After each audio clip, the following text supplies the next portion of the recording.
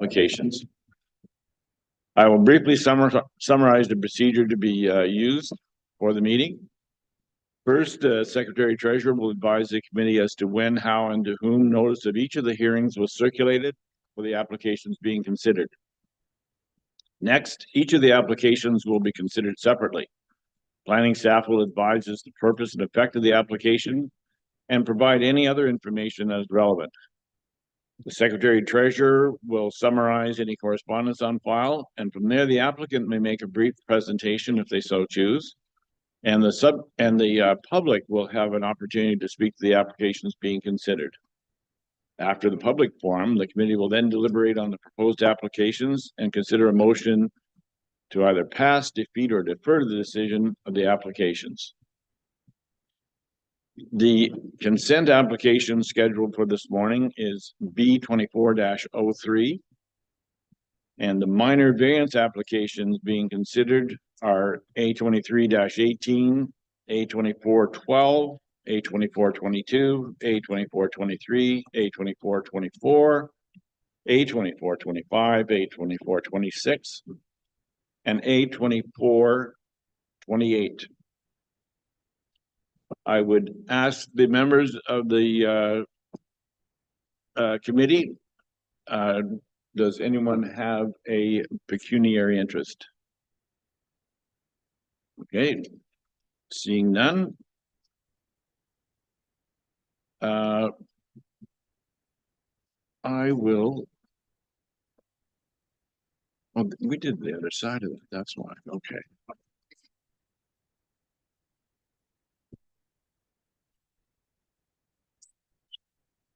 Yes, Member Ribbit. Thank you, Mr. Chair. I just have a quick question. In regard to the minutes, I looked through the last couple minutes and I can't see that correspondence that is received in regard to the applications is attached to the minutes. Where does that correspondence sit? Madam Secretary, can you respond to that? Through the chair to Member Ribbit. So the correspondence doesn't get attached to the minutes. It is noted in the record of what was received and who it was received to. So the actual correspondence is saved in the municipality's file. So we do keep record of it and it is public information, but it's not attached directly to the minutes. Why is that? It's just it's never been our practice, and it's not common practice to have correspondence attached to minutes. But I expect it's readily available if you wanted to see it later. So the public has no opportunity to read the comments? Yeah, they can ask for the copy of them, I guess. Through the chair, the correspondence is summarized within the minutes. And if they do request a copy of the actual correspondence that was received, we can make that available to the public. Okay, thank you. And I expect everyone's had an opportunity to review the minutes of our April 12, 24 meeting. And I have a motion moved by Member Hazelton, seconded by Member Matthews. Be it resolved that the Township of Georgian Bay Committee of Adjustment approves the minutes of April 12, 2024 as circulated. All those in favor, please signify by raising your hand. The motion is carried. And I would ask the Secretary Treasurer then to advise us of any correspondence. Notice of each of the applications was sent by first-class mail to the respective owners and assessed persons within 120 meters, 500 meters, or 800 meters, and to those persons and agencies likely to have an interest in the application. The notices were sent at least 20 days prior to this morning's meeting. Included in each notice was an explanation of the purpose and effect of the application and a key map showing the location of the property. Other relevant information may have also been provided. These circulations were provided in accordance with provisions of the Planning Act 1990. Thank you. The first item on our agenda is consent application B24-03. And the applicant has requested a deferral of the hearing for B24-03. And as a result of that, the application is being deferred. And I will read the resolution. Moved by Member Rivet, seconded by Member Jarvis. Be it resolved that the hearing of consent application B24-03 be deferred to allow time for the applicant to revise the proposed property adjustment on the property known as 3346 Island 980. All those in favor, please signify by raising your hand. Thank you. The motion is carried unanimously. Thank you. And our first minor variance application this morning is A23-13. At -18, that was a test. Passed, yeah. I passed. Yeah, for 211 Pecuniary Lane. To the planner, please. Thank you, Mr. Chair, and good morning to all. This application was actually heard first at the April 2024 hearing, and it has been deferred, and it was brought back this morning for consideration. As you can see on the location map, the property known as 211 Pecuniary Lane is comprised of 0.63 hectares with a frontage on Georgian Bay of approximately 183 meters. At the present time, there is a single detached dwelling, 2 cabins, boathouse and shed on the property as per the survey submitted with the application and as per MPAC. The owner has advised that the second cabin identified on the survey is in fact a studio and has never been used as a sleeping cabin. Access to the property is via a private road. A minor variance was applied for in April 2023 after a consultation with the planning department as to how to proceed. The dwelling was constructed in approximately 1949 and therefore can be recognized as legal non-complying. The sleeping cabin subject to the variance request was constructed in approximately 2008 and therefore would not be considered legal non-complying as it did not exist prior to the enactment of zoning bylaw 1972-0053 and further zoning bylaw 91-0019, which came into effect on September 23rd, 1991 and existed until the new bylaw was enacted in 2015. The owner of the property is proposing an addition on the north side and south side of the existing dwelling, which is a legal non-complying structure, and in addition to the sleeping cabin on the south side of the property, as well as a new detached garage on the northeast area of the lot. The powers of a committee of adjustment are set out in subsections 45.1 and 45.2 of the Planning Act, which are to grant a minor variance from the provisions of a bylaw, permit the enlargement or extension of a legal non-conforming use, or permit the use of any land, building, or structure in which, in the opinion of the committee, conforms with the uses in the bylaw. Any request for new development must be considered under subsection 45.1 of the Planning Act. And as there is both new development and enlargements of legal non-complying structures proposed, both section 45.1 and 45.2 must be considered. Section F3362 of the official plan and section 4114 of the zoning bylaw regulates the construction of a sleeping cabin. A sleeping cabin would also be subject to section 417C as it is recognized as an accessory structure. For those lots which abut a lake or river, a permitted detached accessory building or structure may be located in the front yard, but shall comply with the minimum required front yard for the zone in which they are located unless otherwise permitted by this bylaw. The location of a sleeping cabin must meet all setbacks as noted in the zoning bylaw and applicable zone. If a setback cannot be met, the landowner does have the option of applying for a minor variance. The existing sleeping cabin that is subject to the variance request under section 45.1 is approximately 14 square meters in size. The intent is to construct 2 small additions that will increase the gross floor area. However, the completed structure will be in compliance with section 4114D of the zoning bylaw, which is the gross floor area maximum. The additions will include storage space, counter space, a closet, and a window seat. The southerly addition to the sleeping cabin will decrease its setback from its current 14.9 meters from the high water mark to 12 meters.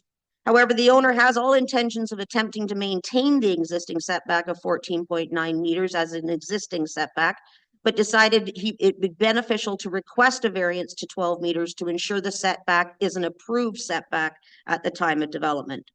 In staff's opinion, this reduction will have no negative impact on the natural characteristics of the shoreline, nor loss of trees, vegetation, and will not negatively alter the character or appearance of the shoreline area.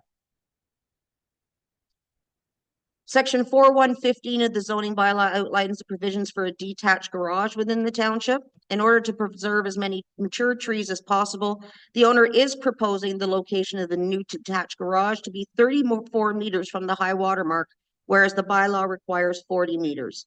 All other provisions in section 4115 will be met.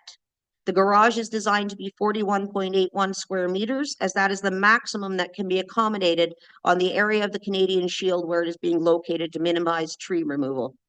Hydro lines interfere with other potential sites, and moving the garage beyond the 40-meter mark would require the removal of more than a dozen mature trees. Trees and seedlings have been and will be planted between the proposed site and the waterfront. The existing cottage was constructed in 1949 and therefore existed prior to the zoning bylaws established in the township of Georgian Bay. As the dwelling is recognized as being legal non-complying and is within 15 meters of the front lot line, the maximum increase permitted to the GFA is 40%. The owner is proposing a sunroom/porch on the south side of the dwelling and an addition on the north side to include an enlarged eating area and the relocation of the laundry room and bathroom fixtures. The Committee of Adjustment does have options when it comes to decision making. They could either approve the application as recommended by planning staff, deny the application with reasons, or defer the application with reasons identifying the additional information or actions that the Committee of Adjustment considers necessary to make a decision. The committee may also approve, deny, or defer the variances requested individually. In conclusion, the proposed development is keeping with the existing development in the area. There will be no negative impacts to neighboring properties, and additional plantings are to be undertaken to support the natural areas of the lot. And the sleeping cabin included in the variance request is not visible from the water, as you can see in this photo. And staff are recommending approval of all variances being requested based on a review of the relevant policies in the official plan. The proposal is consistent with the provincial policy statement and meets section 45.1 and 45.2 of the Planning Act, and in my opinion, does represent good planning.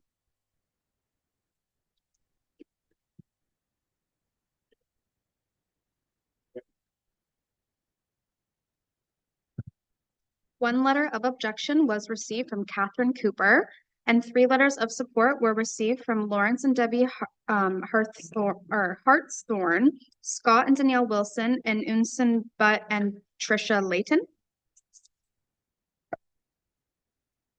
I see the applicant is not present, but possibly available online.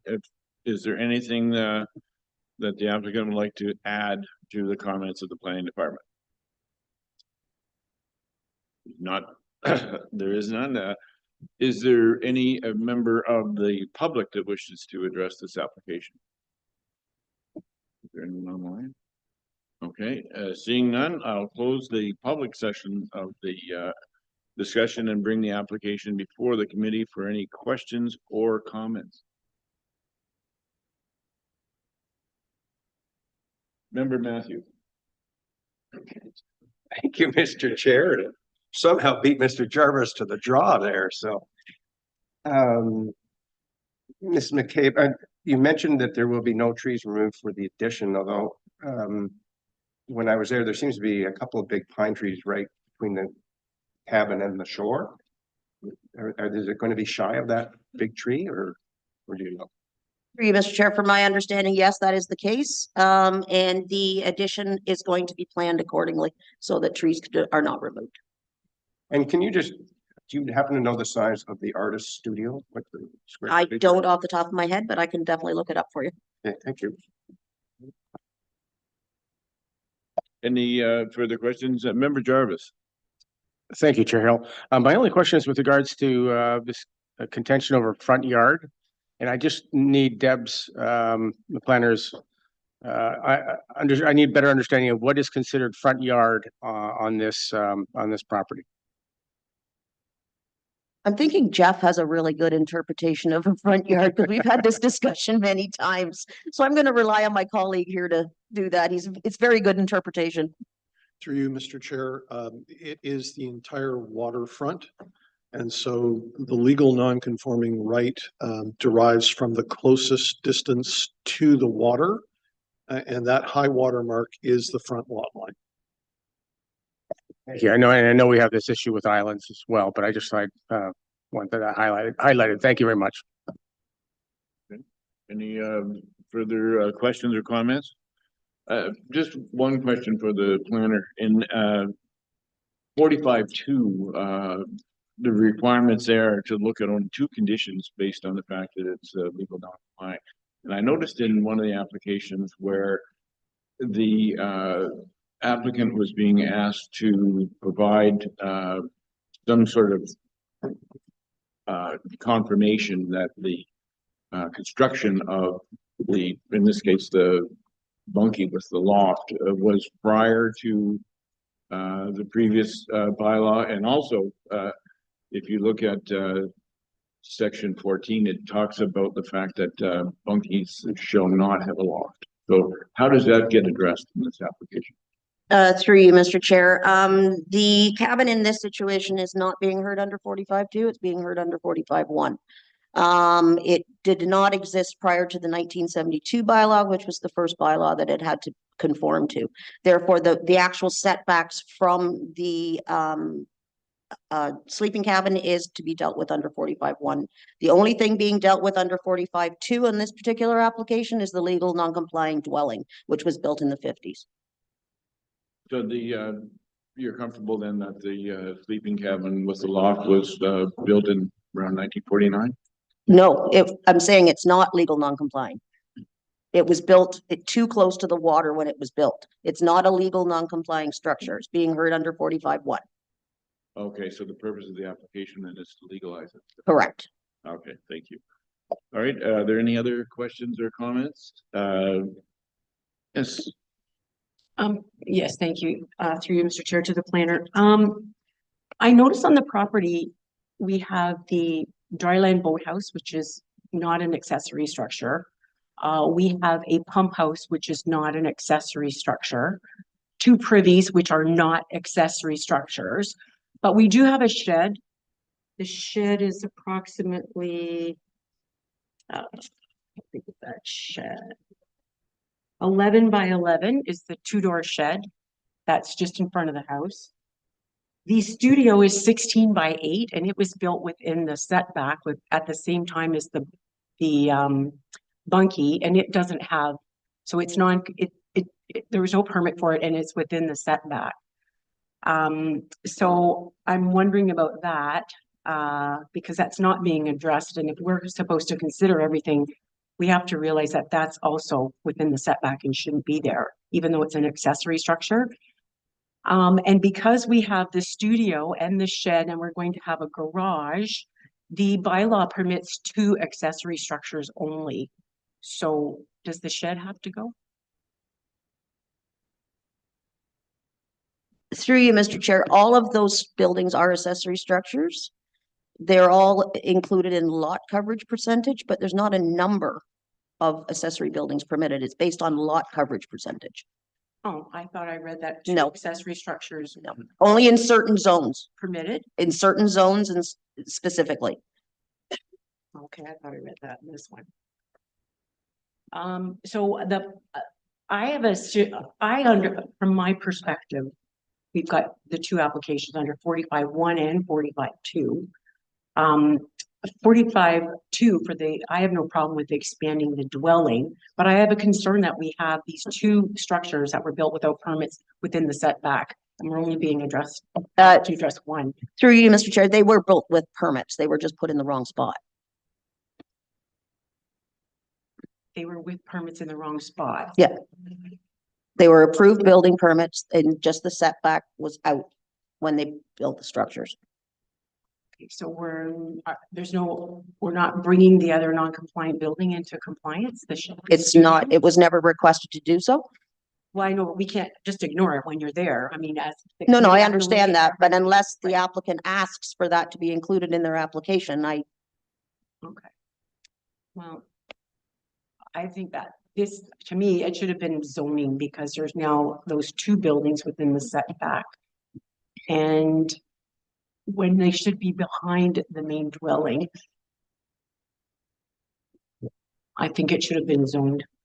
That's just my observation on it. I just have a problem with the amount of buildings that are within the setback that aren't being asked to be approved. Member Predko? Thank you, and through you, Chair, just a quick question to the planner, and that is, we're looking at this non-conforming bunkie.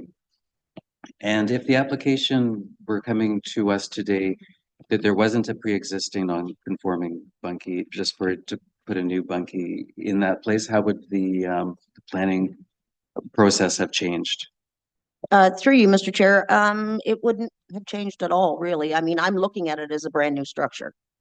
And I feel that what they're asking for is not out of the ordinary. I mean, there are a lot of sleeping cabins that are actually closer, so. Okay, thank you. Just looking for that. Thank you. But Mr.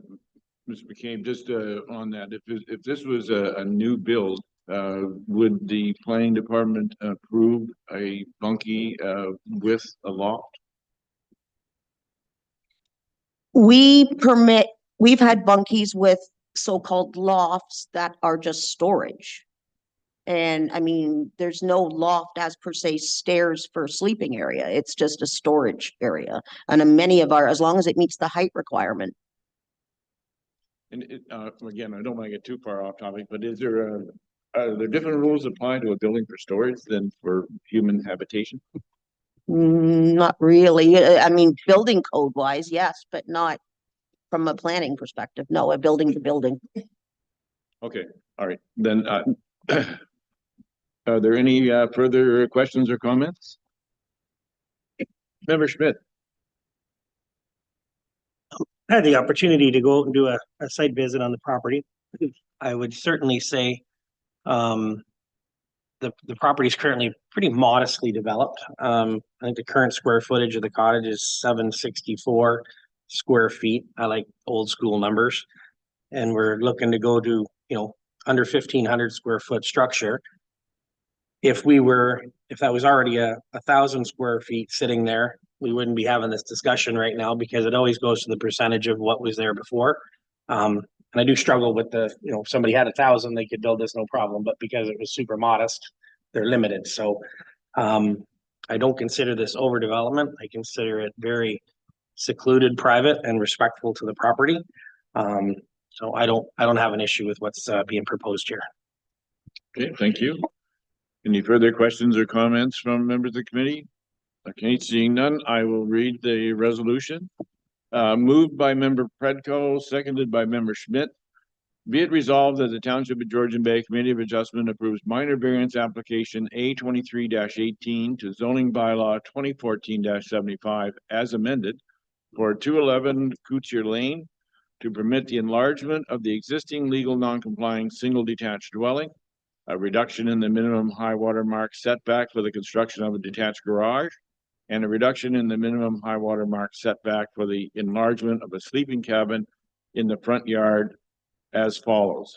And details are on those setbacks are given. And the conditions are the above noted approval is subject to the following conditions. One, that the owner provide a property tax certificate or correspondence from Township Financial Services indicating that all property taxes have been paid up to date with respect to the property that is subject to this decision. And two, that this decision applies only to the detached dwelling, detached garage, and sleeping cabin as indicated in Schedule A attached to and forming part of this decision. Any other variances that may appear on the schedule that are not listed in the written decision are not authorized. And three, that this decision expires 3 years from the date of decision if building permits have not been issued for the development. All those in favor, please signify by raising your hand. We have a majority in favor. The motion is carried and the application is approved.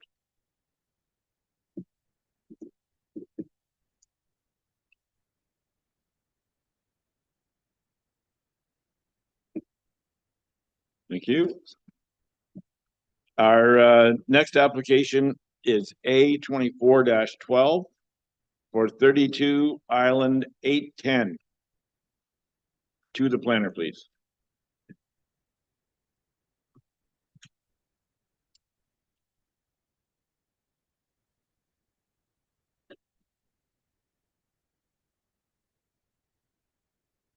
So is it, I don't see this. This is 32 Island 810.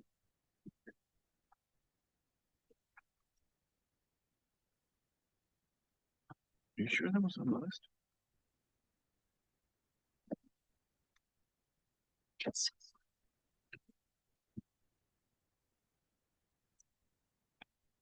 Through the chair.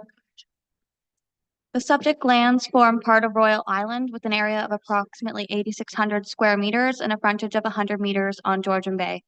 The lands are characterized by granite rocks with the rear being forested. The lands are designated waterfront and are located within the Honey Harbor Coastal Waterfront Community.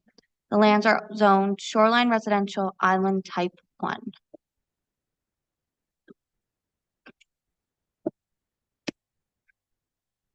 The list of variances differs from the notice of public hearing issued on April 26, as it was found after the fact that a variance is still required for the porch, being that a small section remains non-compliant.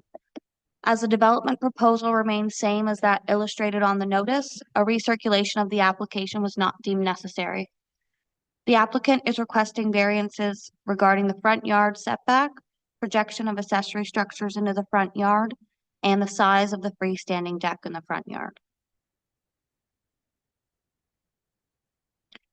A public hearing was held on March 7th, during which both abutting property owners informed the committee of their support for the application, and one expressed that they would not like the development to be set back further than currently proposed. However, the owner of 2 Island 770 across the bay from the subject property expressed his objection to the proposed reduced setbacks and desire for the development to be shifted to the northeast. The Committee of Adjustment ultimately decided to defer the application to a later date to allow for committee to visit the site with development staked and to provide the applicant with an opportunity to revise their proposal. Since then, the applicant has revised their application by moving the proposed development back. Here on screen is an illustration of the original footprint delineated by the magenta colored dashed line versus what is being proposed today.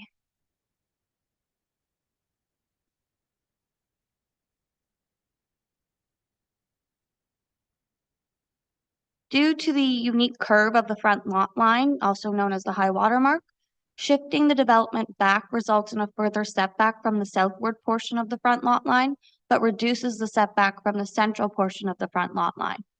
The detached dwelling is now 12.7 meters from the high water mark. The setback to the nearest point of the porch has been increased to 14.79 meters. The setback from the deck on the northwest side of the dwelling has been reduced to 9 meters, whereas the setback to the deck on the front of the dwelling has been increased to 15.34 meters. The projection of the porch into the front yard has been reduced to 5.21 meters. The projection of the deck on the northwest side of the dwelling has been increased to 10.96 meters, whereas the projection of the deck on the front of the dwelling has decreased to 4.66 meters. As the applicant is requesting specific front yard setbacks for various aspects of the development, variance numbers 3 and 4 regarding the projection of the decks and porch are technical in nature and have the same effect as variance number 1.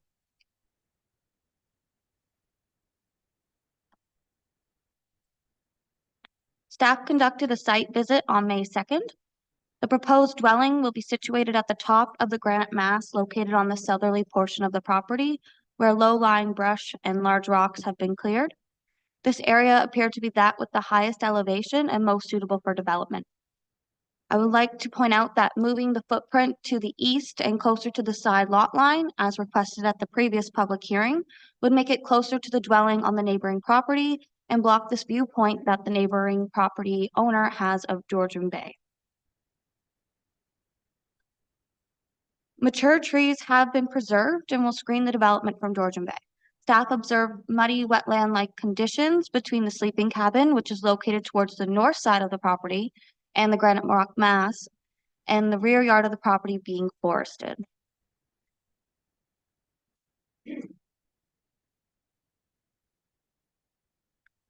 I recall no concerns regarding the proposed building height at the previous public hearing. However, shown here is the front and west side elevations.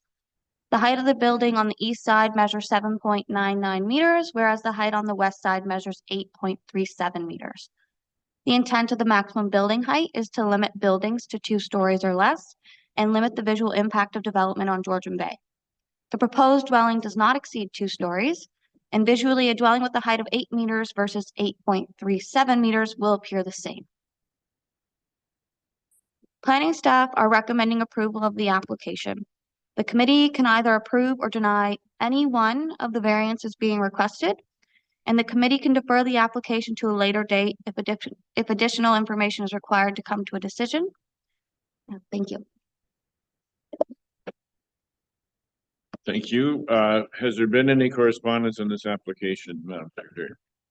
3 letters of support were received from Roger and Melanie Havenland, Nick LeCure, and Matt Reed.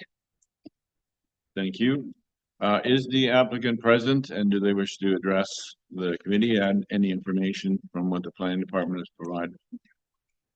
Good morning, members of the committee. My name is Savis Varatis. I'm from Plan Muskoka. I am representing the applicants as their agent and as a registered professional planner here this morning.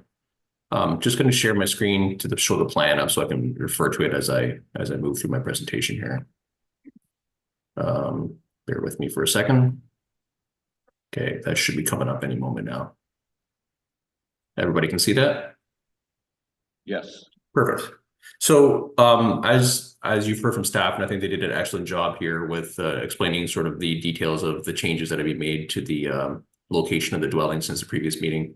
At that meeting, we heard comments from the committee and from neighboring property owners that they had concerns with the location of the building as proposed, primarily being located too close to the water. So as you've heard from the planner, there's a sort of a unique shoreline situation happening here where using the contour of the 177.4 contour, that is how the high water mark is measured in Georgian Bay. You have this portion where this low-lying center portion of the property, the contour line dips in hard. So what ends up happening is when the building was moved back, and you can sort of see the dashed outline of where it previously was and where it's being pushed back, fairly significantly on that south side, which is the primary sort of view of the property from the water. What happens is the encroachment over on this swooping sort of corner ends up becoming a little bit more, or ends up being reduced from the previous numbers. So I think that's how staff has presented it here to you. And I just wanted to make it clear that, the effort was made to bring this building back in order to address those concerns. It just resulted in some numbers being a little bit reduced and need to be recirculated as well here today. So in terms of the location of the building chosen, as you heard staff say, it's to be located on top of a large sort of flat granite mass. It's being put there specifically to try to utilize that flat area as best as possible while maintaining the mature tree line that's surrounding it as well. By doing so, it also limits the height of the building, because if the building were to be shifted further this way, for instance, to the east, there is some steepness here on this corner that's being maintained that would involve some tree cutting, and it would involve also the corner of this building dipping down further, which would actually cause a greater height variance requirement as well too. As I mentioned, as staff had mentioned, there was some concerns from the neighboring property owner to the east that should the building come, tight towards their property line, that they would cause some privacy and some view concerns. Staff mentioned that in their presentation as well, and showed some photographs of it. That was sort of taken into consideration when placing this building as well. As I mentioned too, the steepness here limits the movement to the building much further than this point. And there is some mature trees located in this area that are attempted to be maintained by locating the building as shown. the applicants do have some accessibility concerns for a member of their family, so keeping the building as close to the shoreline amenity area as possible is also being taken into consideration as well. Ultimately, I think we addressed the comments received by the committee and the comments received by the members of the public. You can see that the building has shifted considerably back from where it was before. That allows obviously a greater buffer of trees to be maintained and to allow for visual buffering from viewed from the lake. And when looking at the property sort of as a whole, you know, you're looking at primarily I would say the view concerns, if there were any, would be taken from, you know, this portion, looking at this part of the building rather than that central portion of the property as well too. So I know the applicants are here this morning as well too, and they're able to answer any questions, but I think I'll just turn it over to the committee now, if that's okay. Thank you. Okay, thank you. Is there any member of the public that wishes to address this application? Anyone online? Okay, seeing none, I will close the public portion of the application and bring the matter before the Committee of Adjustment for any questions or concerns. And we'll begin with Member Jarvis. Thank you, Chair Hill. I've been out to the site and I'm familiar with the area. I tend to agree with Mr. Vardas about the view. Moving the cottage back was one of the things we discussed at our previous meeting, and moving it also to the side would have helped. But given that the vegetation on that, I'll call it the southwest side of the island, is pretty dense. So the view from the water would not be a big impact. However, I do have one concern. I'm just going to go to the planning department on this. In the pre-consultation process, the builder, owner, who's coming in is made aware of the building envelope that's allowed to them when they're designing something. Is that correct? So they would have known what amount of property they had to work with. Is that right? Or am I misunderstanding something there? Through the chair, we do provide zone requirements, so that includes your minimum setbacks, your maximum building heights. Oftentimes you see applications come to you because the terrain does not allow, or they want to preserve mature trees and things like that. So But essentially, a building envelope is determined at that time. Is that correct or not? I mean, I know on some of the applications we see, either planning council or here, we're given there's a plan, there's an envelope of land that is determined to be within that meets all the requirements bylaw wise for putting a building.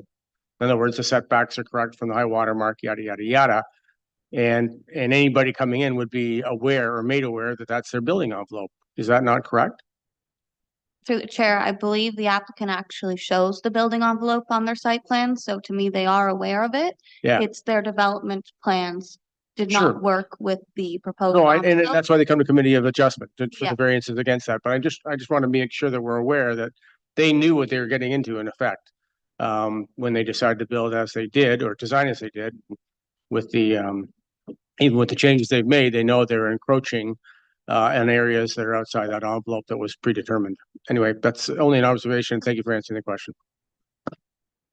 Thank you, Member Jarvis. Any further questions or comments regarding this from the committee?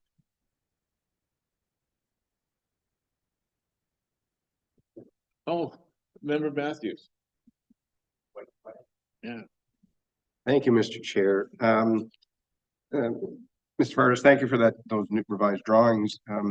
Although on the screen they're extremely small, could you give me some idea of how far you have moved it back, I guess you could say? It looks like you've essentially just sort of shoved it back a bit. How far have we moved it back? Sure. I'll share my screen again because I have one that shows the actual setbacks. That might actually help.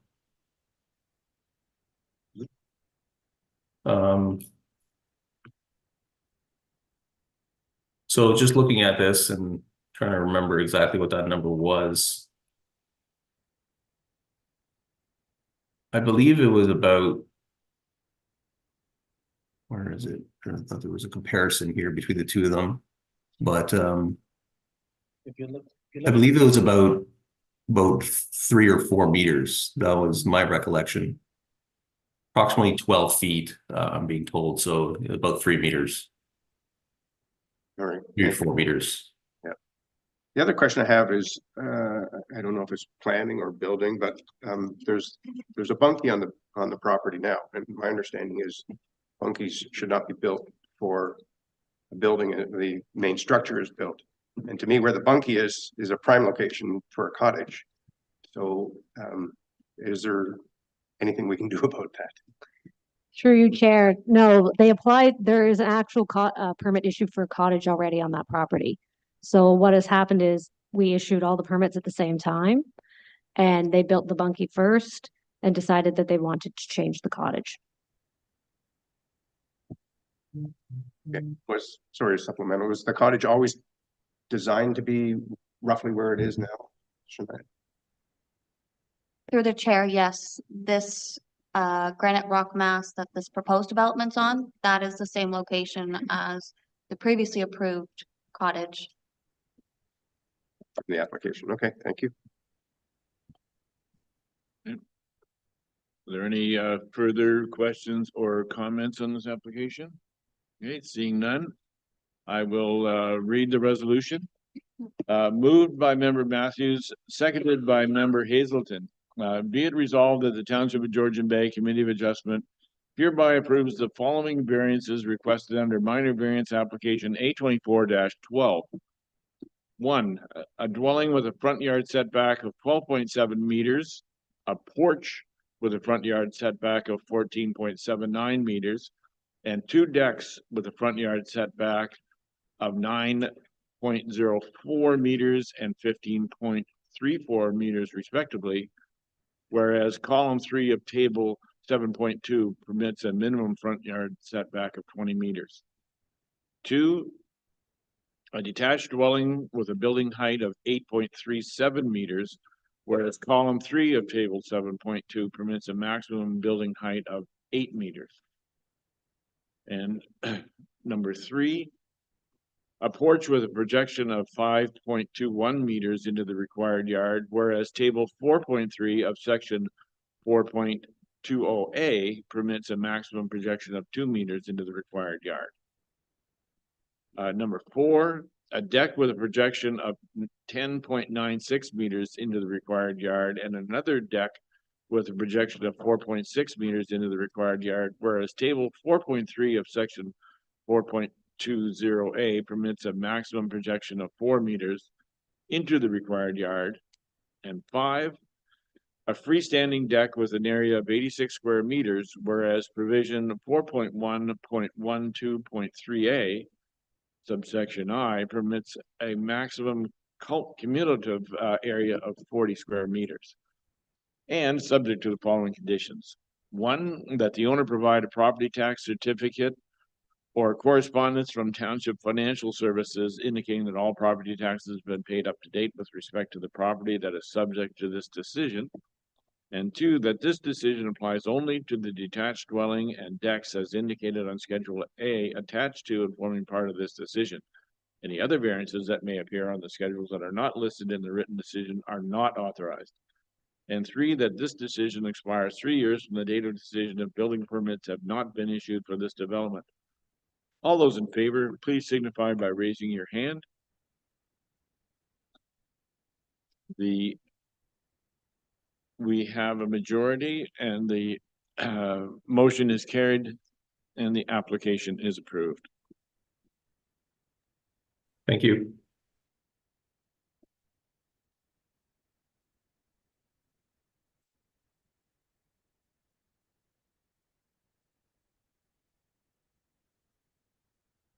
Our next application is A24-22 for 218 Moore Point Road. To the planner, please. Thank you, Mr. Chairman. With your permission, I'll share my screen.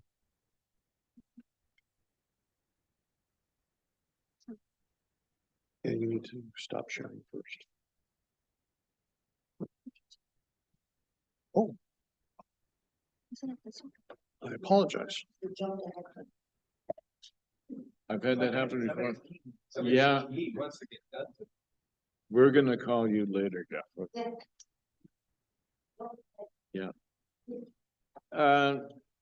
Just one, for would you please proceed?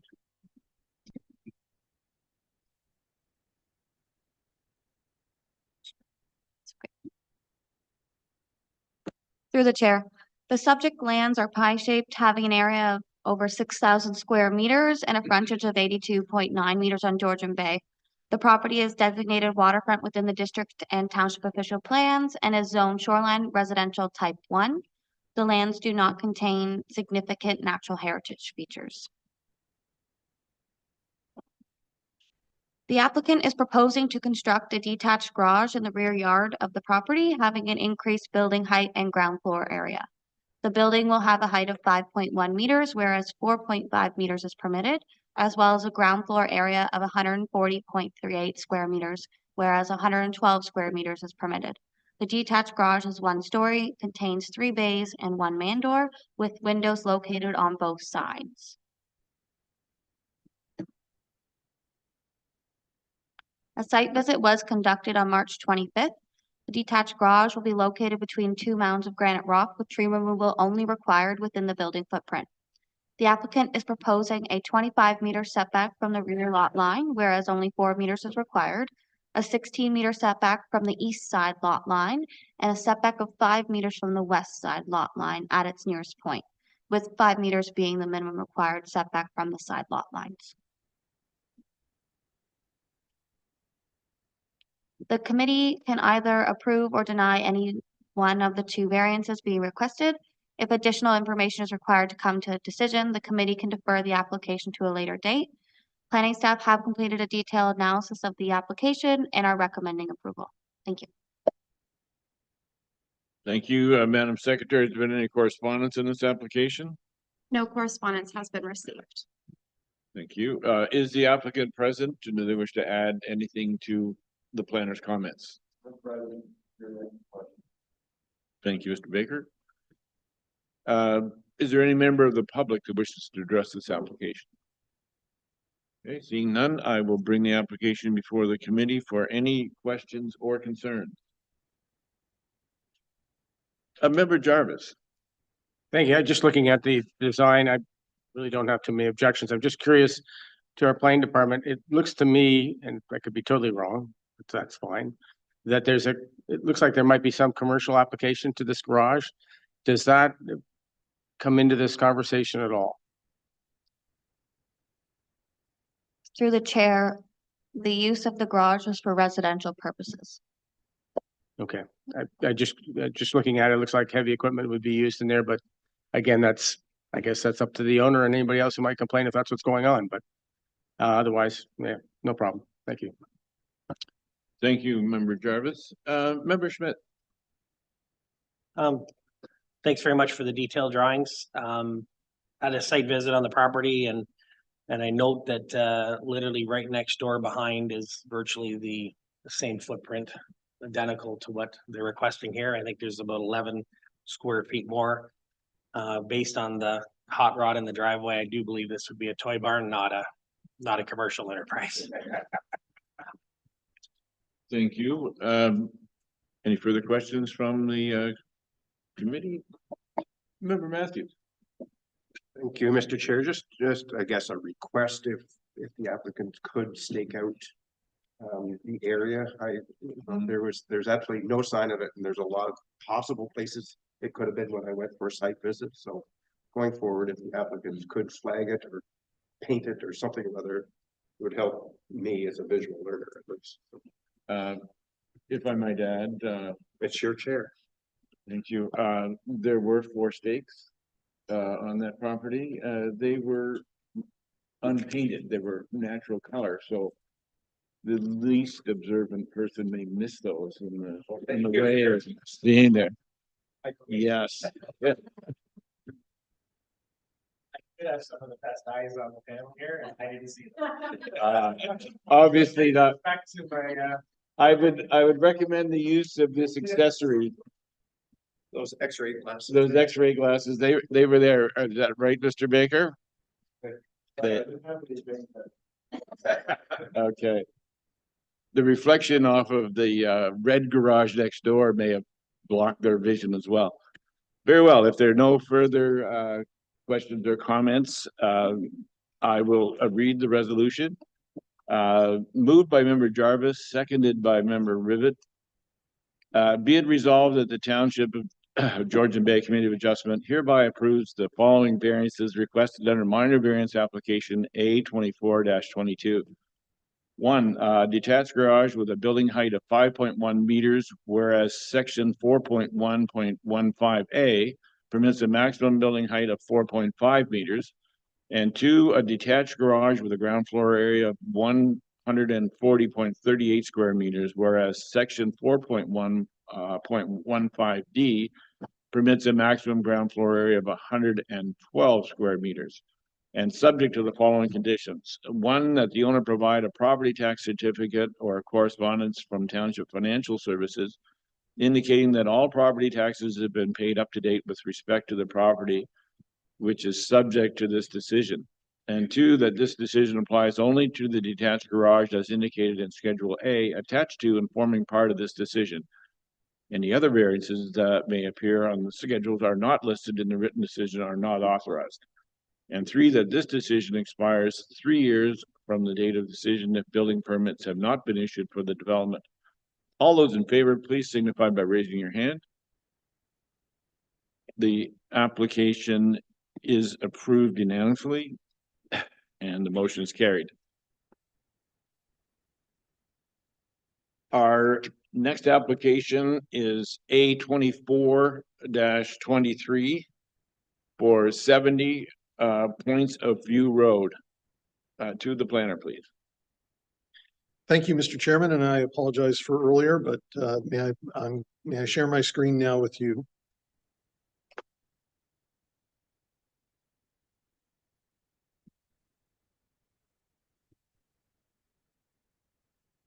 Morning, Mr. Chairman, committee members, and everyone in attendance here and online.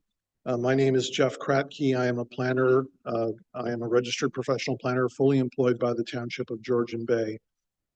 Today, we're dealing with an application where the agents are SVN Architects and Planners. And I believe Michael Matties is here in person and Danielle Whitley is available online. As well, the owner, Heather Jessman, is also here. I believe she's available for questions. But I do believe that Mr. Matties may have a presentation for you. The subject property is located just off the 400 on Little Go Home Bay. As you can see, it is a very deep property just off of Points of View Road. The existing legal non-conforming shoreline dwelling benefits from a distance setback from the water in this location, and the deck is closest at this location. The proposed development, which I'm certain my colleague representing the applicant will go into more detail regarding, is essentially to demolish the existing dwelling and replace it with a new, larger dwelling. And those numbers are shown in the table that was provided by the applicant. Because of the legal non-conforming nature of the proposed dwelling, the front yard setback, which is the blue dotted line through this area, the proposed setback is greater than the legal non-conforming right at common law. However, the proposed dwelling does still rely upon those legal non-conforming rights, and therefore the committee is being asked to consider it under 45(2) of the Planning Act. As well, the only variances to the bylaw being requested are those under 411, which deals with non-complying, and again, the Supreme Court doesn't distinguish between legal non-conforming and non-complying. It said that is merely a trick of the planner's tongue, and that it is essentially all a legal non-conforming right at common law. The District of Muskoka official plan designates it as waterfront area. There's areas of moderate to high potential for archaeology and little to moderate wildfire hazards. There is a deer wintering yard, but it's quite some distance to the south and to the west. As well, there is a PSW again beyond the area that the district official plan would ask us to look at, and some local wetlands. There is fish habitat, but it is type 2 immediately adjacent to the subject property. It's type 1 much further to the south and around a point. And again, this is the hazard lines along the lake and the fire hazard lines. The official plan shows the fish habitat, and as well, of course, that this is waterfront, as are the adjacent lands, with the rear lands falling under the rural area, with the exception of the subject lands, which are considered waterfront. Again, the zoning bylaw places the subject lands within the SR1 zone, as with most of the adjacent lands on the waterfront, and the remaining lands in a zone for the marina further to the south.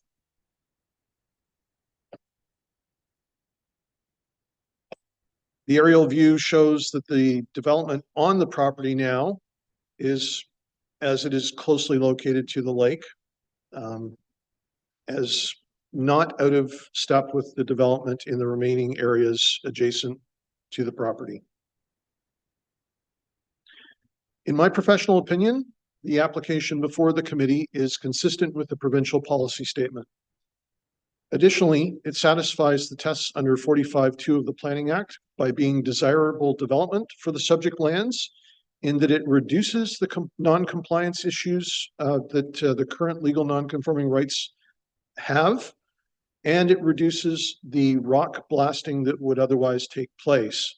And council will be considering a blasting permit for this application at its next meeting on June 4th. And lastly, the second test under the Planning Act 45(2) is that there is no objective evidence, in my opinion, of undue adverse impacts on the adjacent lands. Therefore, I'm recommending that the committee approve the application subject to conditions. And those conditions are before you here on this slide, correctly showing 4 conditions. I believe your resolution has been corrected. We're uncertain why iCompass dropped a number on the conditions. Thank you. Thank you, Mr. Cranky. Has there been any correspondence in this application? 3 letters of support were received from Dan Young, Marilyn and Clay Young, and Eric and Brenda Armstrong, and the MTO had no comments or concerns. Thank you. Is the applicant present, and do they wish to address the committee in regard to this application? Yes, please come forward and turn on the microphone and give us your name and address, please.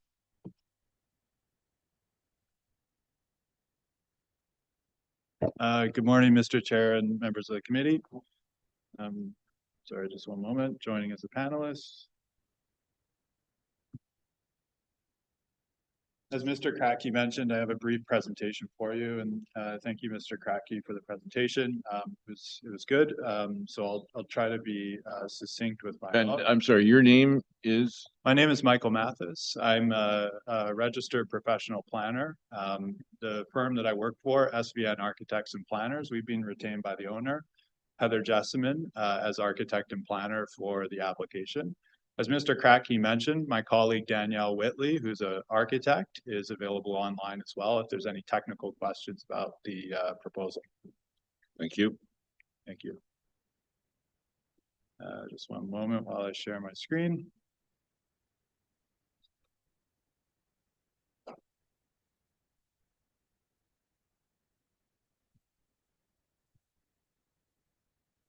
Okay, thank you. So as Mr. Cracky presented, the property is located on Little Go Home Bay.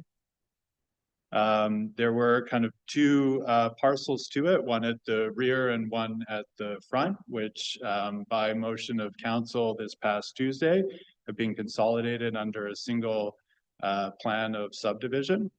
What I want to point out to you on this slide is the existing structures, which are kind of indicated in the white boxes, and I'll go into the ones that are being removed in another slide, but also the heavily vegetated nature of the site. There's a lot of trees on the site, a lot of mature trees, and part of our rationale from a design and planning perspective is how do we preserve those trees and make use of the existing modifications to the site in order to minimize environmental impacts.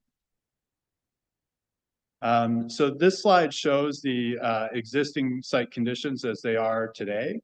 The red buildings that you see toward the right hand of the screen or the front of the property closest to Little Go Home Bay are a main cottage, which is this larger structure, and then a sleeping cabin down here.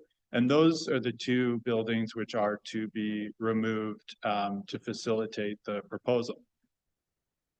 This slide shows the proposal, which includes constructing the new main cottage at the front of the property and a new sleeping cabin at the rear of the property.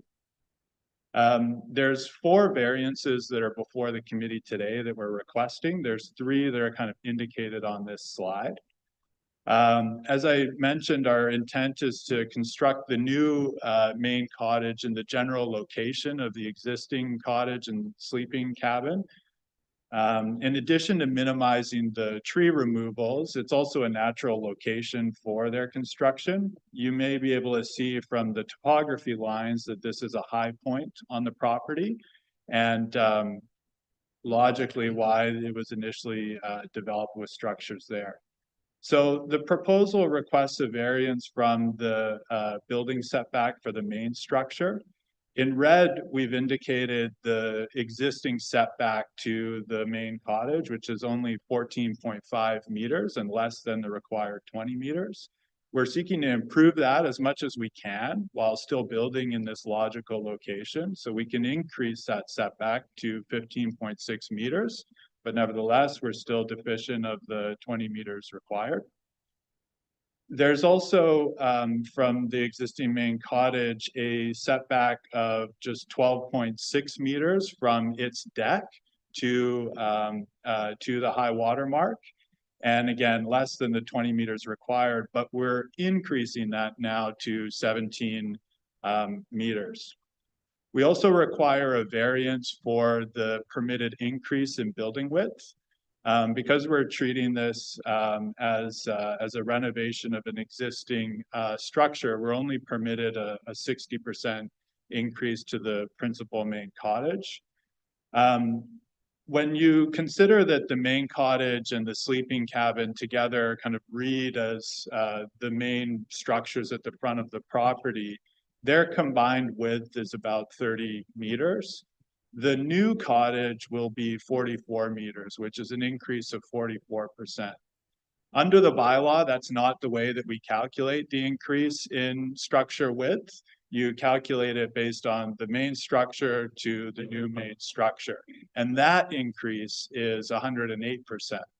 It sounds like a lot, but in reality, when we look at the existing site conditions, which you see on the left, and the proposed condition, which you see on the right, really the change is a modest infill of this void space between the sleeping cabin, which is now being relocated to the rear of the property, and the main cottage itself.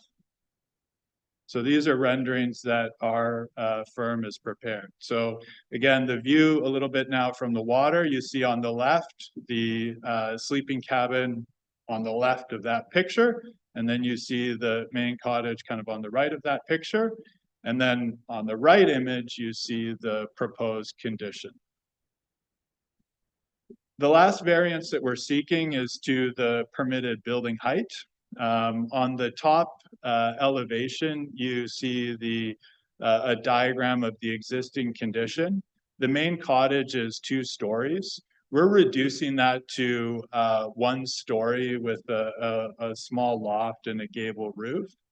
The approximate building height of the existing main structure is 10 meters.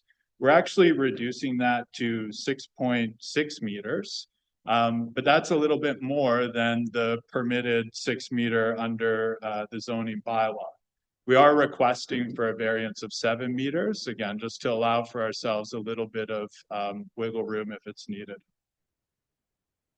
That's all I have in terms of presentation, but I'd be happy to answer any questions that the committee has. Thank you. Thank you. Is there any member of the public that wishes to address this application?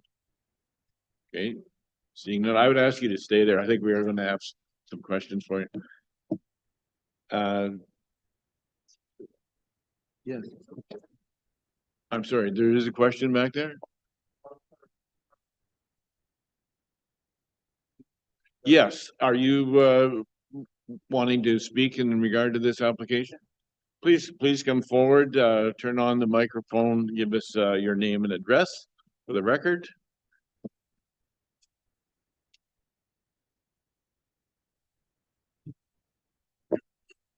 Thank you, Mr. Chairman and members of the committee for allowing me to address you and in support of the application. My name is Clay Young, my wife Marilyn, and I have already written a letter of support, but I wanted to come forward and explain further. We live at 506 Kings Farm Road. That's our permanent residence, our principal residence, our home, which we were fortunate enough to establish in 1990 with the consent of this committee. Unfortunately, it burned down in 2014. We lost the house and the guest cabin. And we came before you again because in the meantime, our family of 5 had grown to 16, including 8 granddaughters.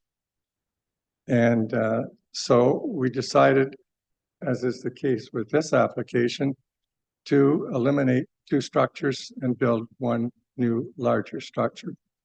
And we were fortunate to have the support of our neighbors, many of whom are permanent residents, as we are, and of the Committee of Adjustments.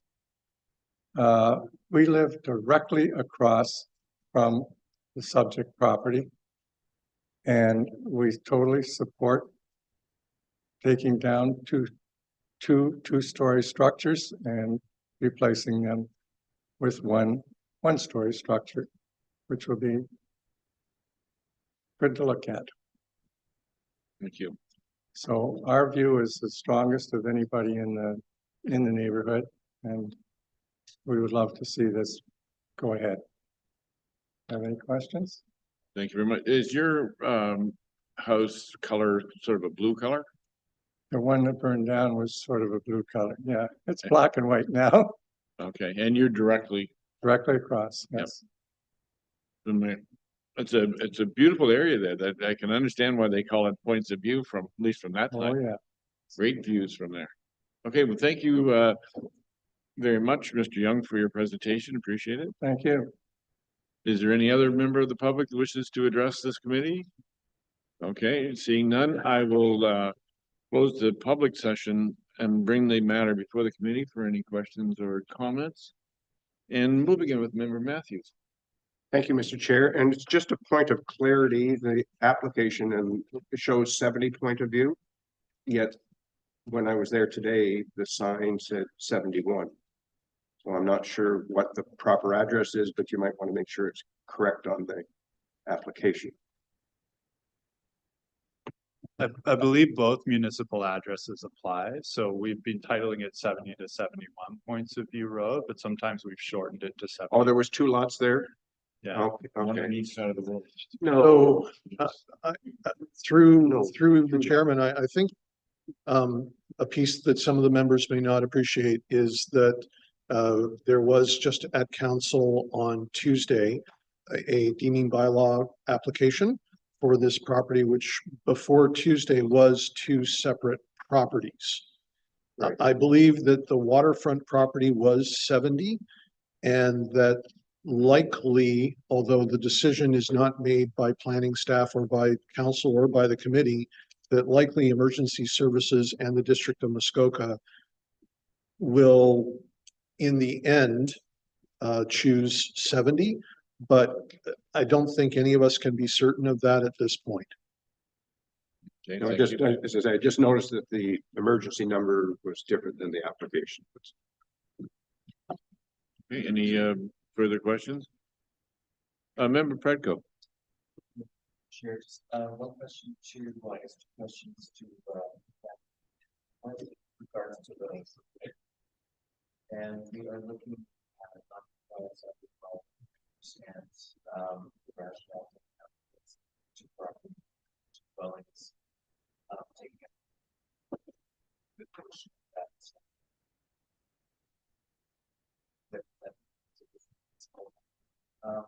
what I'm just wondering is this was being built.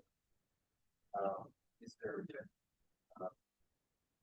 maximum that they would build, or is this built? Is there no? Through you, Mr. Chair, the limit on the width on the frontage is the side yards.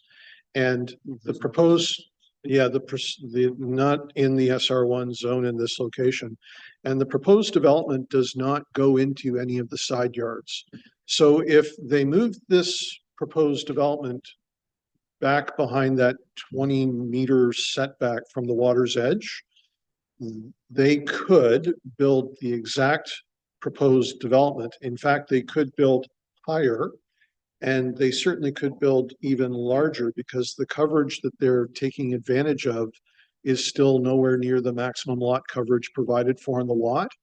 However, if they move it back, it goes down the hill, and suddenly they would be blasting off more of the rock, because most people aren't looking for a view of a rock cliff, at least not immediately outside their windows.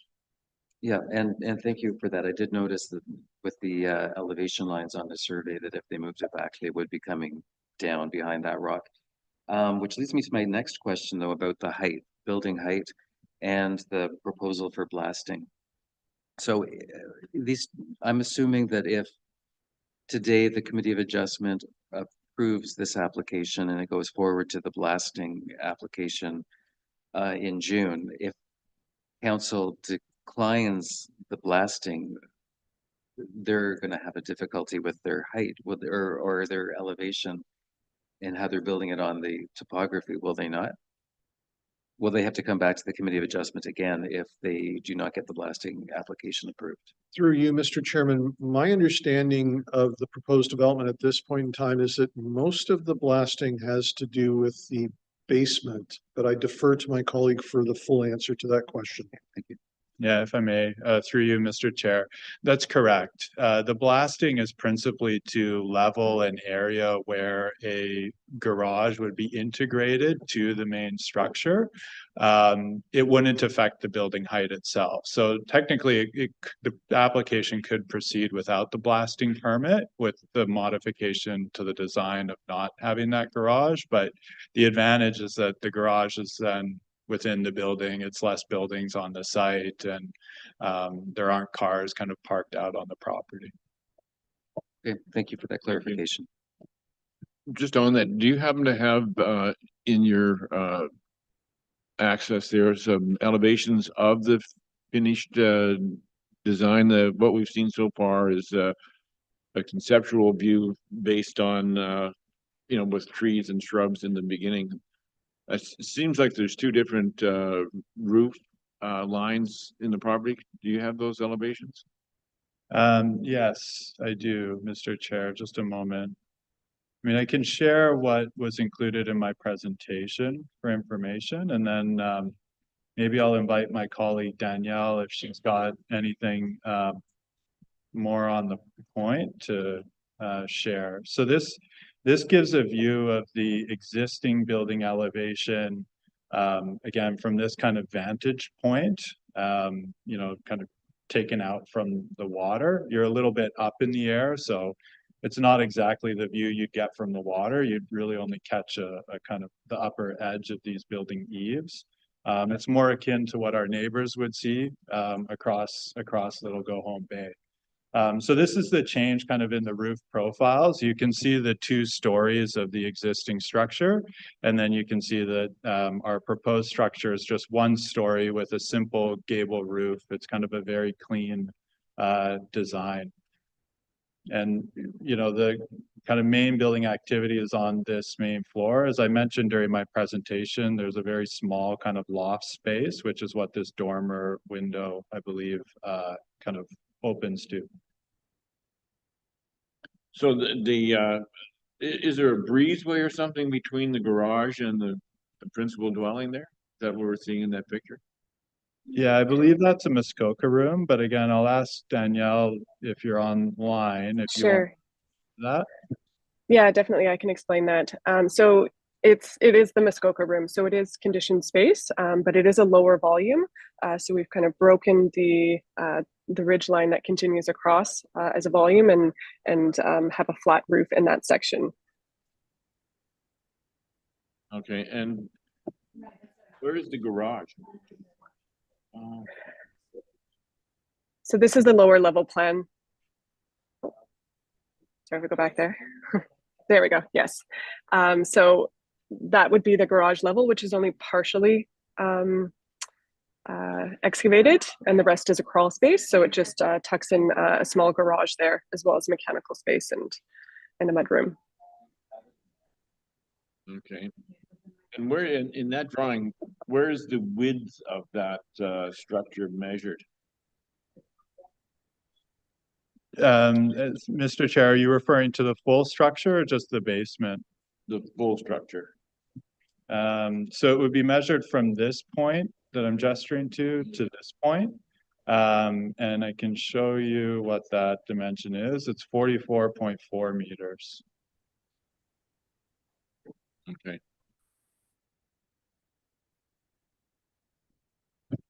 All right, that's great. I think that's going to be a tremendous improvement to the existing that you have there already. Are there any other questions or comments before I read the resolution? Okay. Okay, no hands up, except for Member Jarvis. This is addressed to planning. You mentioned the legal non-compliant, legal non-conforming aspect of this, and that the Supreme Court doesn't differentiate between the two. I've got that right?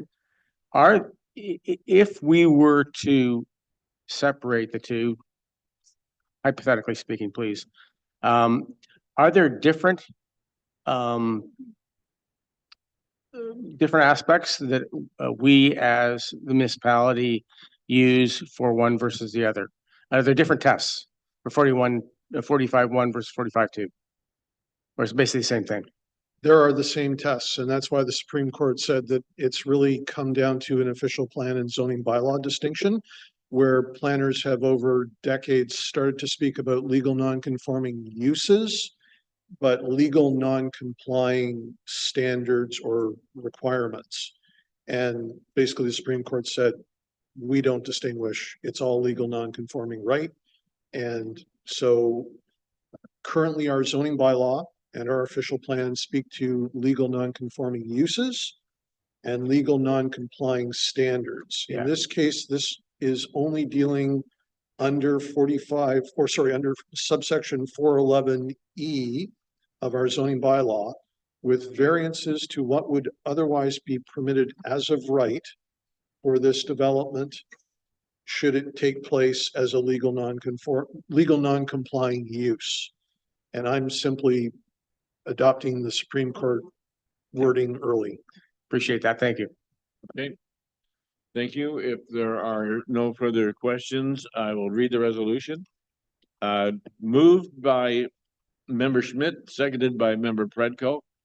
Be it resolved that the Committee of Adjustment for the Township of Georgian Bay grants the minor variance proposed by application number A24-23 regarding the subject lands municipally known as 70 Points of View Road pursuant to subsection 45-2 of the Planning Act to vary the zoning bylaw so that that the maximum dwelling width in subsection 411E is increased from 60% to 109%. And 2, that the maximum height in subsection 411E is increased from 6 meters to 7 meters. And 3, that the shoreline setback for subsections 4.14 and 4.41 is reduced from 20 meters to 16.5 meters, and that 4, that the front yard setback of subsection 6.3 is reduced from 20 meters to 15 meters. The decision is subject to conditions being that 1, the owner provide a property tax certificate or correspondence from the Township Financial Services indicating that all property taxes have been paid up to date with respect to the subject lands in this decision. And 2, that the proposed development of the subject lands be substantially and proportionately in conformity with the dimensions set out in the application and sketches submitted and approved by the committee. And 3, that the agent or owner prepares an erosion and sediment control plan satisfactory to the township and executes the plan throughout the duration of constructing the development proposed in the subject lands by the application. And finally, 4, that the appropriate building permit be obtained within 3 years from the date of decision from the township, only after the committee's decision becomes final and bonding. All those in favor, please signify by raising your hand. Thank you. The application is approved and the resolution is carried.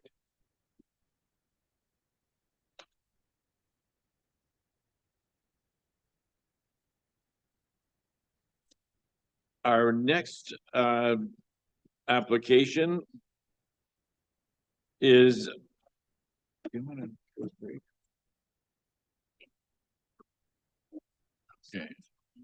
okay. It is recommended that we take a 5-minute break and we will resume at 11:36.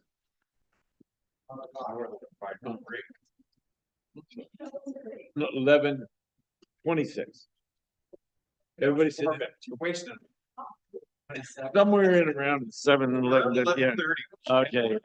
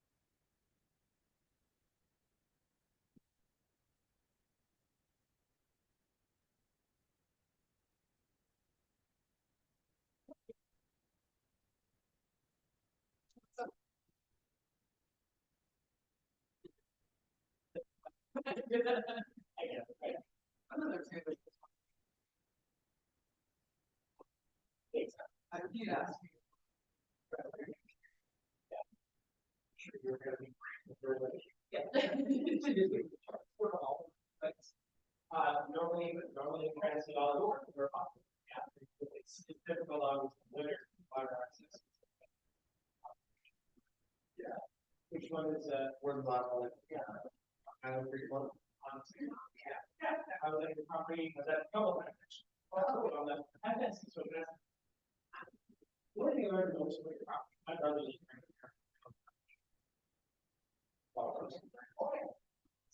I don't know this point. There was. No, there was. They just put the last year. One that's okay, unfortunately. Is it was on we still think it was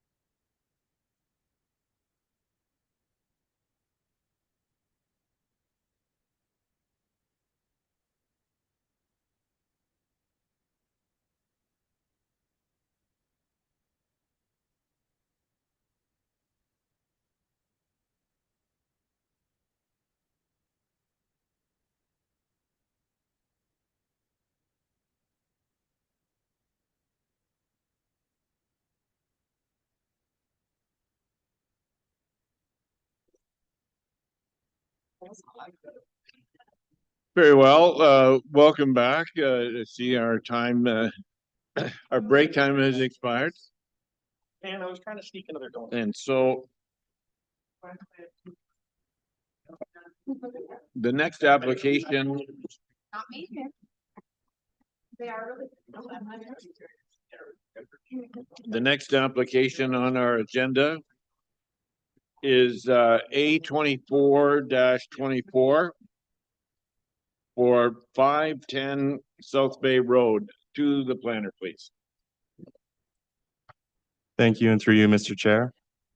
The purpose and effect of the application is to facilitate the construction of a detached garage with a sleeping cabin with a partial story above, recognizing an increase in building height of 6.93 meters, whereas section 4.1.15C permits a maximum building height of 5 meters and an increase in ground floor area of 299.15 square meters, whereas section 4.1.15D permits a maximum ground floor area of 112 meters.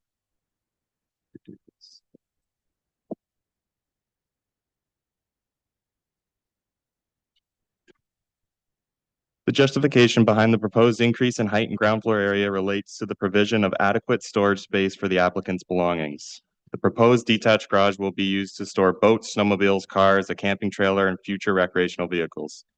Currently, these belongings are being stored in various outdoor locations across the subject property, meaning this garage will work to both tidy the yard and provide safe year-round storage space for the applicant. The subject lands have a lot area of 22.66 acres with 206.8 meters of frontage onto South Bay Road. The lands are characterized with varying elevation changes with a mix of natural vegetation consisting of granite rock, low-lying plants, and mature trees. The area of the proposed development is at the extent of the relatively level front yard. Beyond the proposed garage, a rock ridge and low-lying valley prevents the garage from being proposed closer to the existing driveway and dwelling. The proposed detached garage will have a ground floor area of 299.17 square meters, whereas the existing detached dwelling has a ground floor area of 382.1 square meters. This meaning that the proposed detached garage is accessory or subordinate to the principal use of the subject lands. As shown by the data displayed on the screen, besides the ground floor area and height requirements, the proposed detached garage complies with all other sections of the zoning bylaw, with considerable setbacks from the lot lines and existing buildings on the subject lands. The elevation plan displays what will be the north-facing side of the proposed garage. As you can see, the plan incorporates a second-story windows in the area of the proposed sleeping cabin. As you can see, the gradually sloped dormer will extend only across the second-story sleeping cabin portion of the detached garage. The applicant staked the area of the development and provided a rough idea of the access route from South Bay Road. Staff found that South Bay Road was not visible from the proposed area of development, even in the early spring months with minimum vegetation cover. Further, no other buildings or structures were visible from the area of development.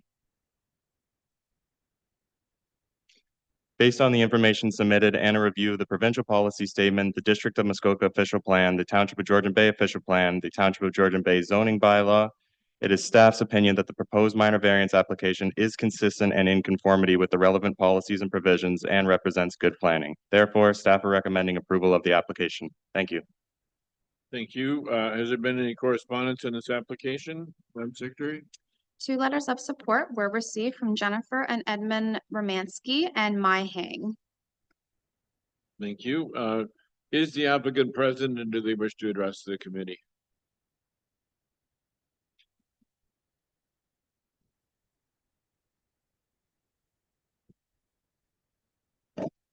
Good morning, Chair and committee members. My name is Victoria Hoffman, here on behalf of Flow Drawings for the applicant. Our address is 3 Violet Drive, Port Severn.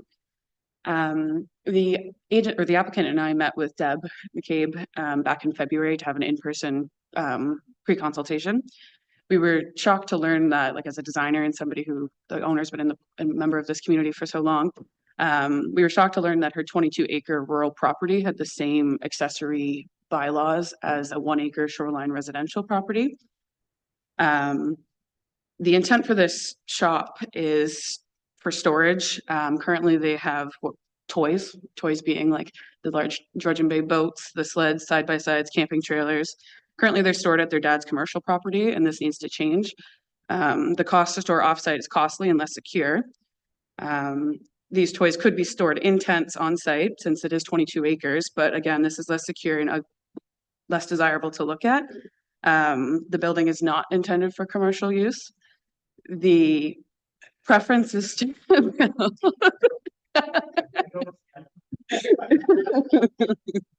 the preference is to build one large outbuilding opposed to several small. The lot coverage on this 22-acre property is 20%. So you could build several outbuildings. That's just not what they're looking for. This property easily supports a structure of this size. The property owner grew up here. This location was chosen in an attempt to hide it from the road. It's 280 feet from the road and 80 feet from the side lot line. Again, these same rules apply to shoreline residential properties where you would never see setbacks like that. Again, just kind of the reason why we moved forward with this. Also, the property owner's history here, she knew that other buildings have been approved very close to her of similar size. And again, she wanted to respect the privacy from South Bay Road. I'm here to answer any questions. Please ask questions if you have them. But thank you. Thank you. Is there any member of the public that wishes to address the committee on this application?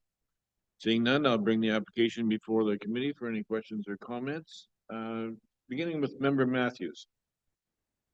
Thank you. Thank you for the drawings and explanation, Victoria. I did visit the site and got a tour from Ms. White's partner. You will not see that building unless you're a drone, perhaps. So, and I think it probably makes sense to get many white toys off of the various parking lots. So I would support this application. Thank you. Member Jarvis.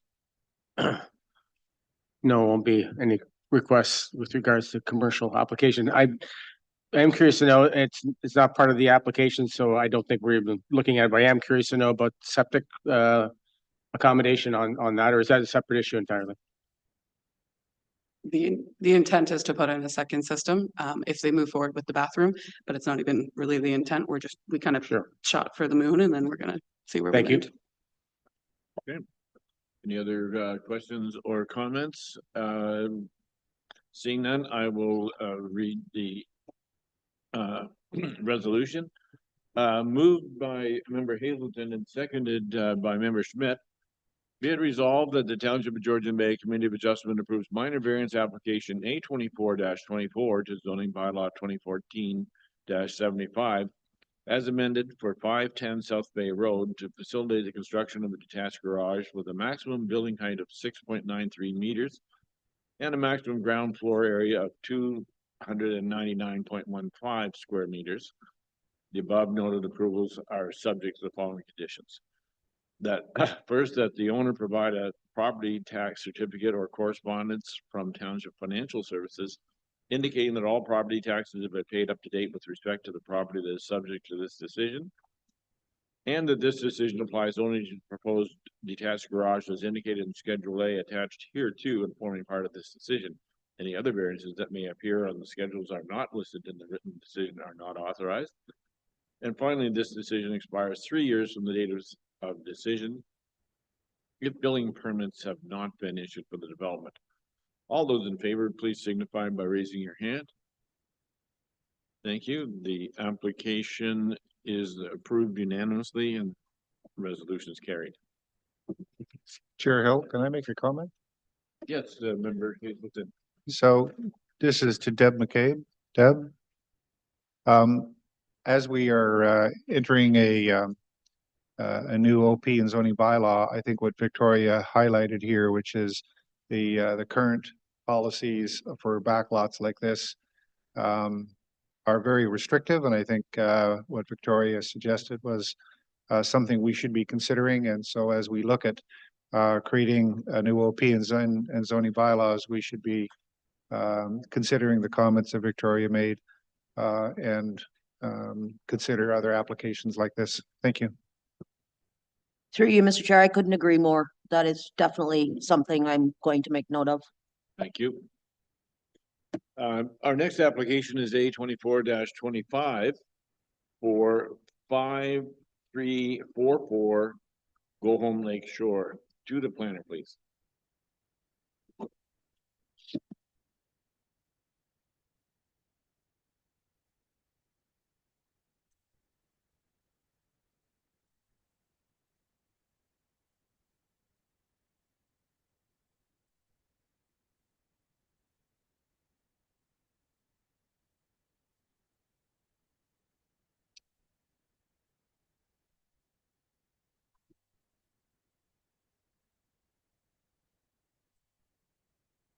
Through the chair.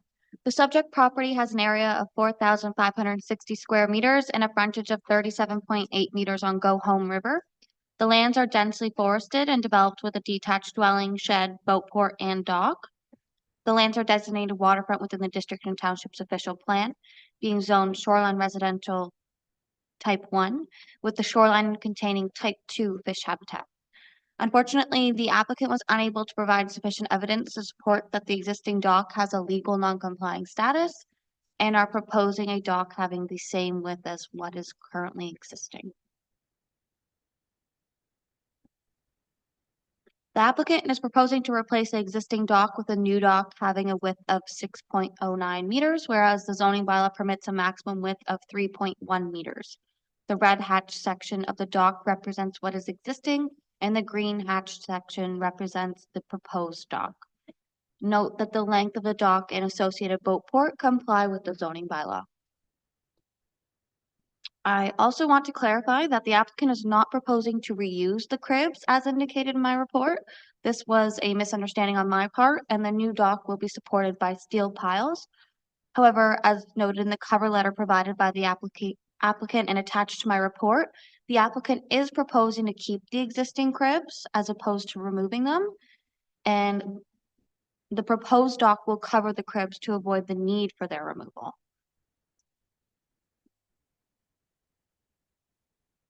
A site visit was conducted on April 22nd.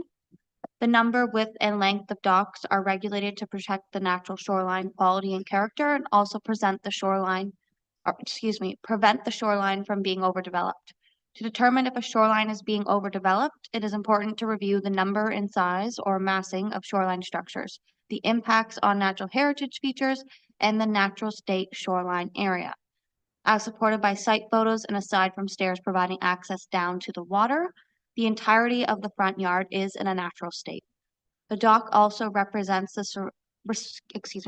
respects the surrounding community by exceeding minimum setback requirements and replacing the existing, which is deteriorating. Words are hard.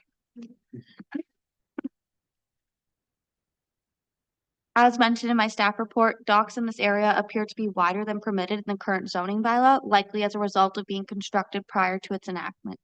Previous zoning bylaws did not regulate dock width, rather they only regulated length. These photos are being shared solely for the purpose of showing the character of the Go Home River area with a focus on shoreline structures, regardless of compliance with the zoning bylaw. Planning staff are recommending approval for the reasons outlined throughout my report. Thank you. Thank you.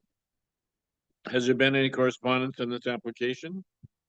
One letter of objection was received from Ronald Bradley, and 2 letters of support were received from Paul and Tammy Edroth and Mike Taylor. Thank you. Is the applicant present or their agent, and do they wish to address committee on this application? Good morning again. My name is Victoria Hoffman, 3 Valley Drive, Port Severn. I'm here representing the property owner. The property owner is also online, but I find this application to be pretty straightforward. The key factor being that the existing dock is 6.09 meters wide, and we're just trying to match that, but we're changing the footprint slightly to increase the boat port slip, and that's why we're here. The sufficient evidence for the legal non-conforming. Unfortunately, I know the planning policies can't accept pictures, but we do have pretty dated pictures. And when you look at the structure, you know it's been there for a long time. As a Go Home Laker, I can also concur that it's been there for as long as I can remember. So, but I'm here to answer any questions you might have. Okay, thank you very much. Is there any member of the public that wishes to address this application? Anyone online? Okay, seeing none, I'll bring the application before the committee for any questions or concerns. And member Privet. I, through you, Mr. Chair, I'm looking at page 11 of 19 for the overall width of the new construction, and it looks like it's 10 meters, not 6. What am I looking at? Through the chair, I believe you're looking at the overall cumulative width of the dock, which includes the boat slip. The width section we're referring to is the dock section, the larger dock section surrounding the boat slip or next to the boat slip.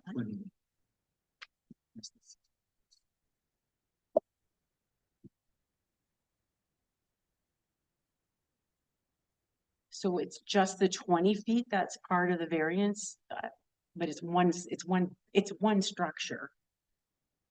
It's one structure, right? And it's combined, the structure is 10 meters wide.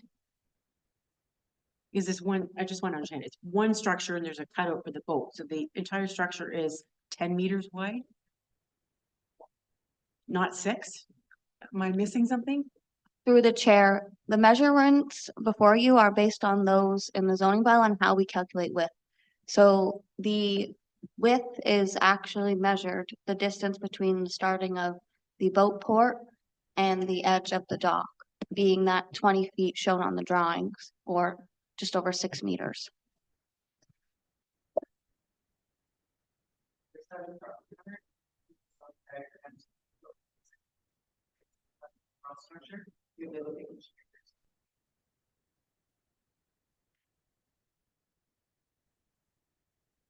They look at each finger separately, but it's one structure. I don't understand that. I guess I don't understand. So someone could come with like a whole bunch, like one great big structure with individual fingers, and that we only measure, we don't measure the back piece, only the structures that come forward. Is that what I just want to understand? There is a separate measurement for coverage or frontage coverage. I realize that. So what I just so I understand, it's one structure, but there's a cutout. So the total width is not what we're measuring. We only measure the parts that come forward into the water. Is that what you're saying? Through the chair, I'm going to show with my mouse and what's on the screen how we measure the different aspects of the entire structure, which includes the boat port itself as well as the deck or dock, excuse me. So this here is how we measure width. So this 4 feet, that complies. This here is width. And this here is width. Length and projection are from essentially here down to here. So what happens to the width behind the cutout? That doesn't count? This is no, I'm not talking the other way. This way. Yeah, the width of this portion of the dock complies. Behind the cutout. This complies. Yeah, right there. From now go to your right and to the left. So what I'm saying is, at no point do we consider the 10.36 meters of the entire structure. We don't consider this width at all. Through the chair, that would be considered cumulative width of the structure, so of the boat slip and the dock, which is regulated under the zoning bylaw, and they do comply.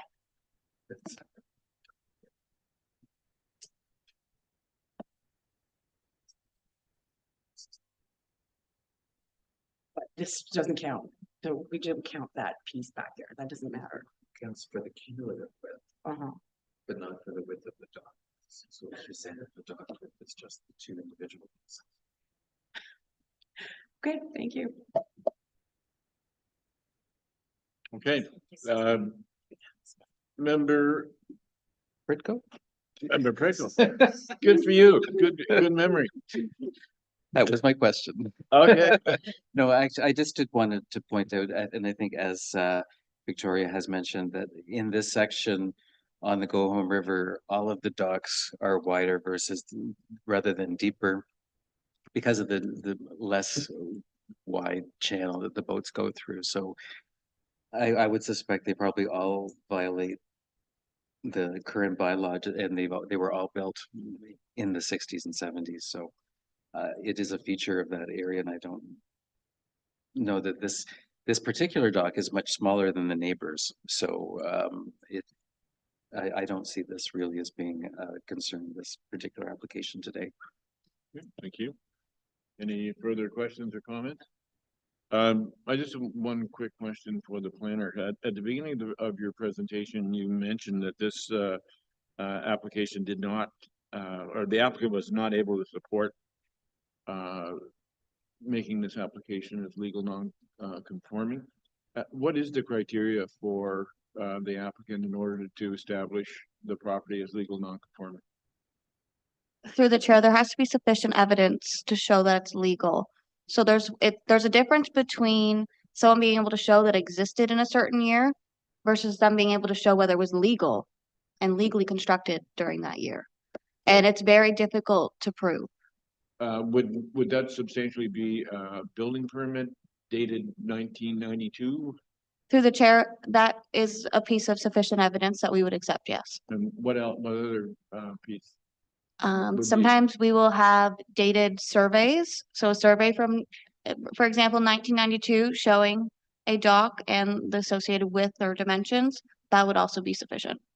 Okay, and is it typical for planning to require that of an applicant when they're seeking a minor variance? Showing that it's legal non-conforming? Through the chair, if someone were to submit a minor variance application through 45-2 of the Planning Act, which is only the 2 tests, then yes, we would require that sufficient evidence. And if you don't have that, then do you move forward with the application as 45-1? Through the chair, that's correct. Okay, thank you for that. If there are no further questions or comments, I will read the resolution. Moved by Member Matthews, seconded by Member Predko. Be it resolved that the Township of Georgian Bay Committee of Adjustment hereby approves the following variance requested under minor variance application A 24-25. 1, that a dock having a width of 6.09 meters, whereas provision 4.1.13 permits a maximum width of 3.1 meters, and subject to the following conditions.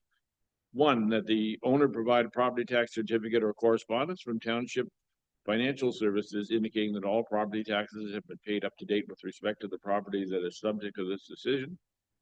2, that this decision applies only to the dock as indicated on Schedule A attached to and forming part of this decision. Any other variances that may appear in the schedules that are not listed in the written decision are not authorized. And 3, that this decision expires 3 years from the date of decision if building permits have not been issued for the development. All those in favor, please indicate by raising your hand. The resolution is carried unanimously and the application is approved.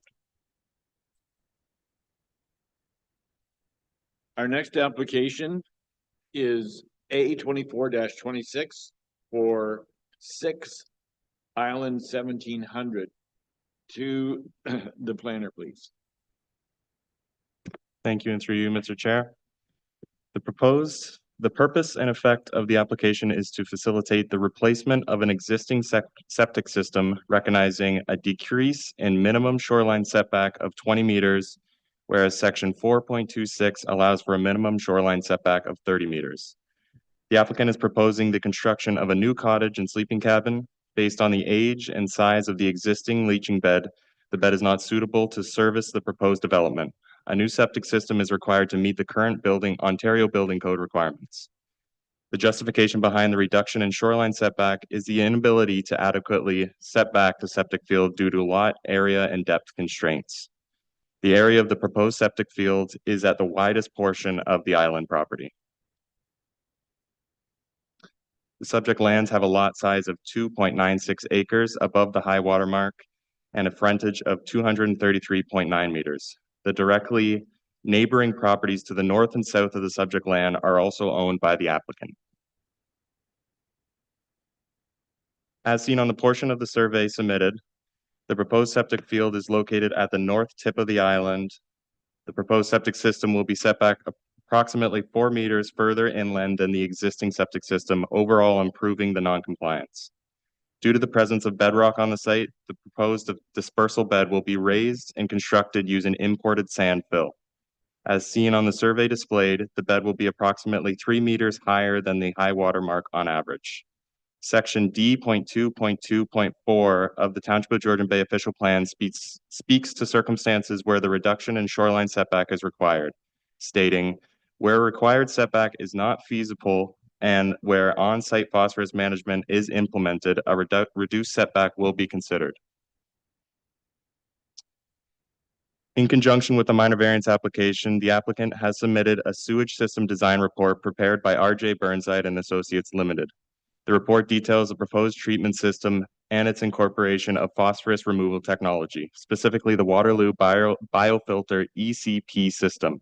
The ECP technology is capable of 90% removal of total phosphorus, backed by monitoring data provided by the report that was issued to the committee. Shown now will be drone photos of the subject island property provided by the applicant. As you can see, the proposed septic field area is nearly in the same area as the existing system placement. This meaning the replacement is not foreseen to result in any significant loss of vegetation or tree cover. The building visible in the photos is the existing cottage that is to be removed and replaced by the proposed sleeping cabin.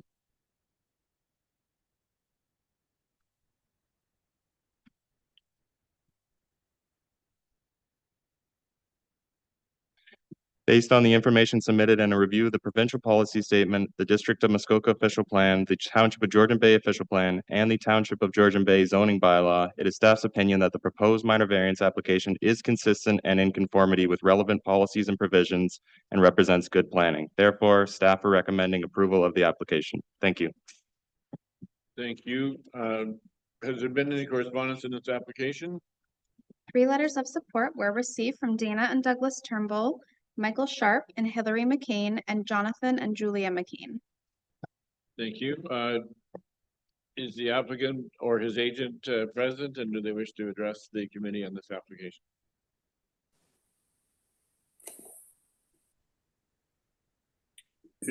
Mr. Chair, Ms. John Jackson, but I think Patrick, I'm online electronically, and I think Mr. Coulter, the consultant on the building, is in attendance and would like to say a few words, and I just follow up with a comment. Thank you. Please proceed. Mr. Chairman, members of committee, staff, and consultants. My name is Patrick Coulter. I'm with Coulter Dawn Associates. As you probably recall, we've been here for the past 7 years, and I think every year I've been here in front of you. We represent the McCain family as project managers and other clients here now in the region. So really my only purpose today of being here, and the same with Mr. Jackson, will be if you have questions regarding the application.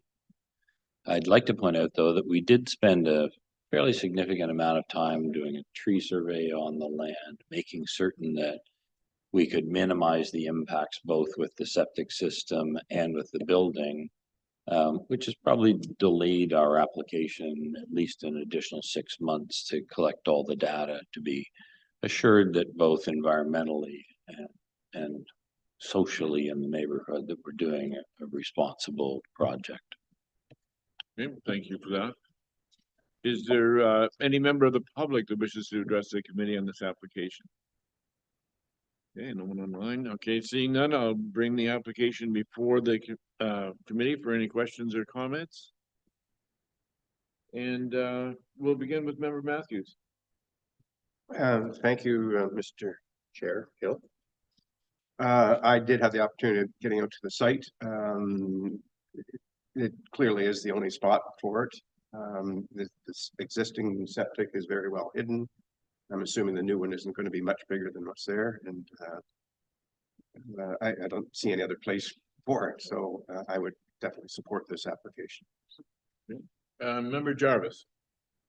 I'll just add to that. I think that in the absence of any other mitigating factors, the bylaw is pretty clear that the setback has to be whatever it is for a septic field. But as Member Matthews, sorry to upgrade you there. Member Matthews has stated.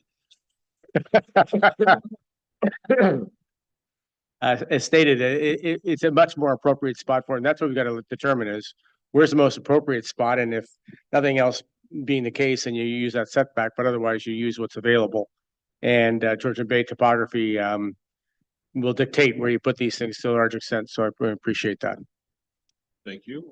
If there are no further questions or comments, I'll read the resolution. It's moved by Member Jarvis and seconded by Member Rivet. Be it resolved that the Township of Georgian Bay Committee of Adjustment approves minor variance application A24-26 to zoning bylaw 2014-75 as amended for 6 Island 1700 Georgian Bay to facilitate the upgrading of an existing septic system with a front yard setback of 20 meters. The above noted approvals are subject to the following conditions. That the owner provide a property tax certificate or correspondence from Township Financial Services indicating that all property taxes have been paid up to date with respect to the property that is subject to this decision, and that this decision applies only to the proposed septic system as indicated in Schedule A attached here to and forming part of this decision. Any other variances that may appear on the schedule that are not listed in the written decision are not authorized, and that this decision expires 3 years from the date of decision if building permits have not been issued for the development. All those in favor, please signify by raising your hand. Thank you. The resolution is carried unanimously and the application is approved.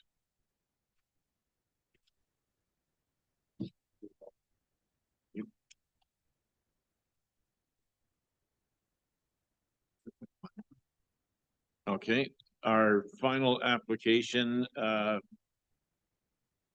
today is application number A24-28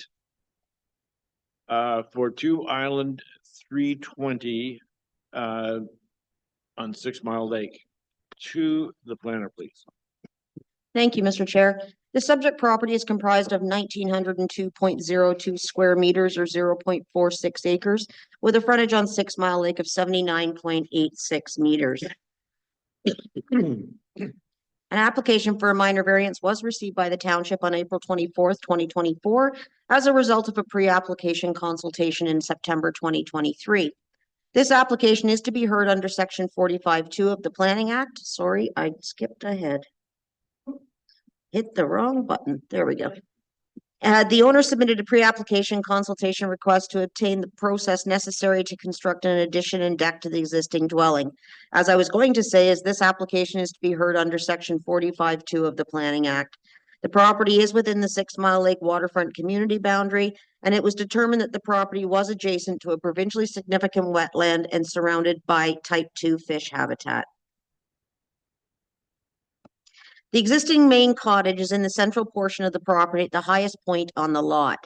The sleeping cabin is located at the shoreline in the east portion of the property.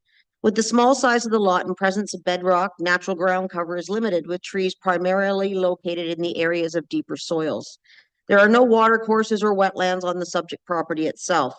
At the present time, there is a 56.95 square meter dwelling on the property, constructed in 1950, and a 21.9 square meter sleeping cabin constructed in 1960.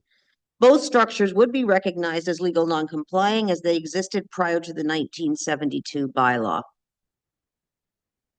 The owner is proposing a 24.12 square meter addition on the illegal non-complying dwelling, incorporating an interior bathroom, storage closet, and sitting area, as well as an 8.64 square meter deck.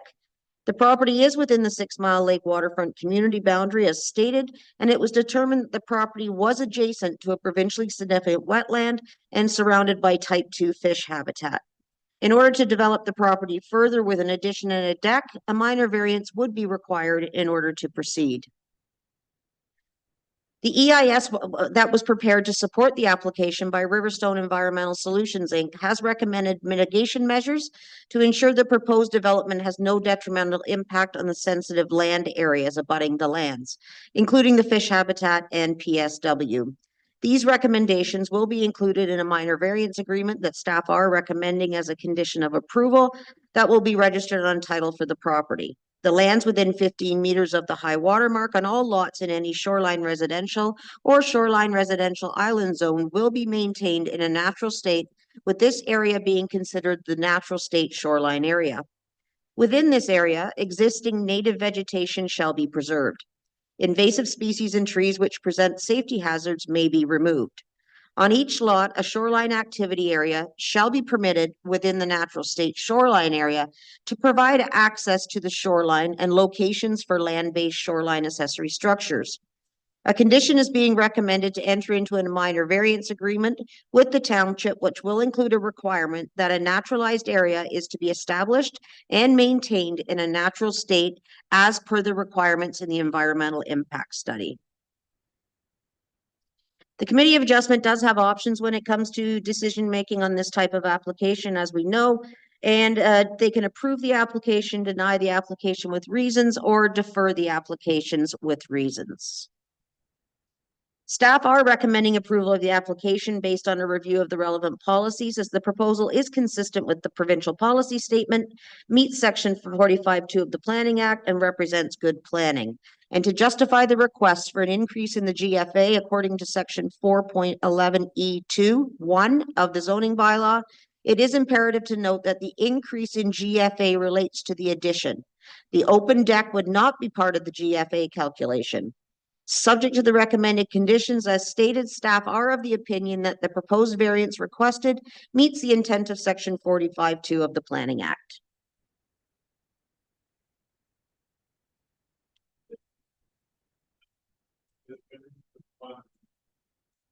One letter of support was received from Eric Lippick.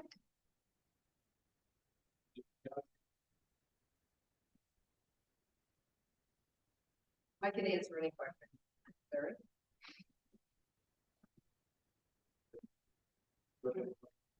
I'm at a cross.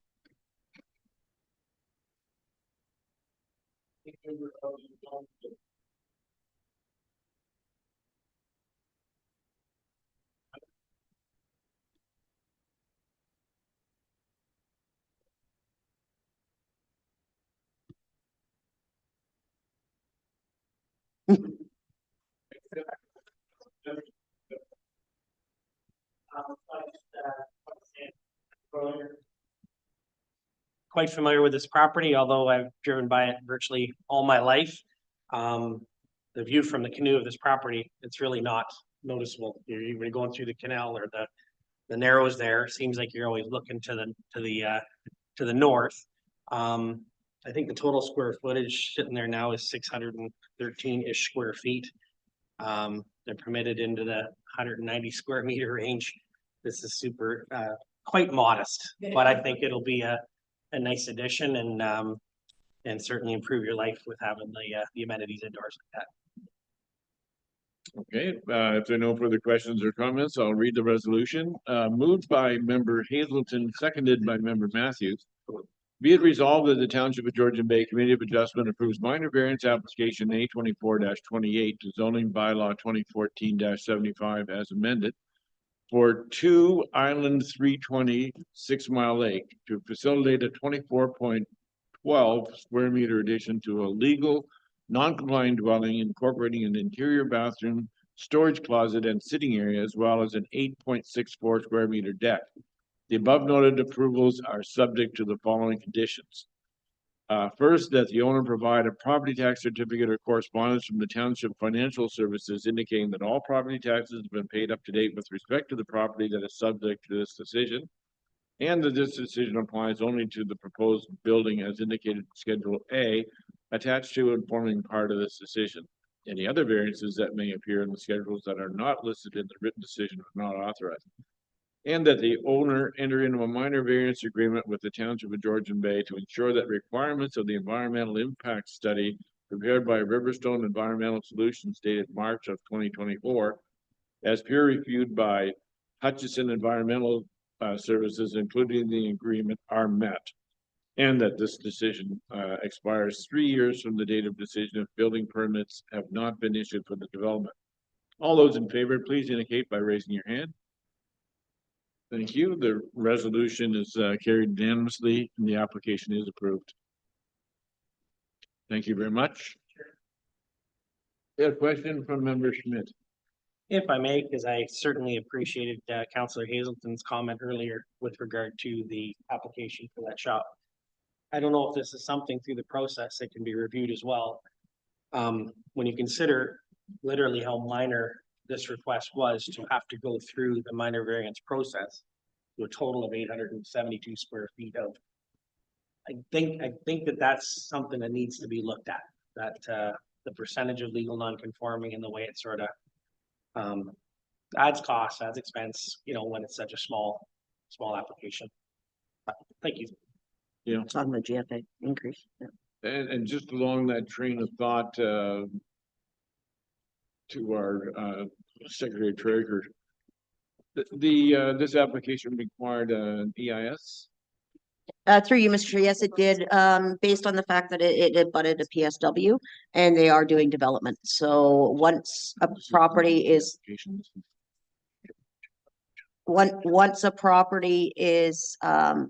coming forward with a planning application, they were enlarging the structure, therefore a EIS was required. Okay, thank you. Then I will have one further resolution, and then we can have a discussion regarding a couple of questions that have arisen. The resolution reads as follows: moved by Member Rivet, seconded by Member Predco. Be it resolved that the Township of Georgian Bay Committee of Adjustment does adjourn at 12:12 today until June 7th, 2024 at 10 a.m. or at the call of the chair. All those in favor, please signify by raising your hand. The resolution is carried.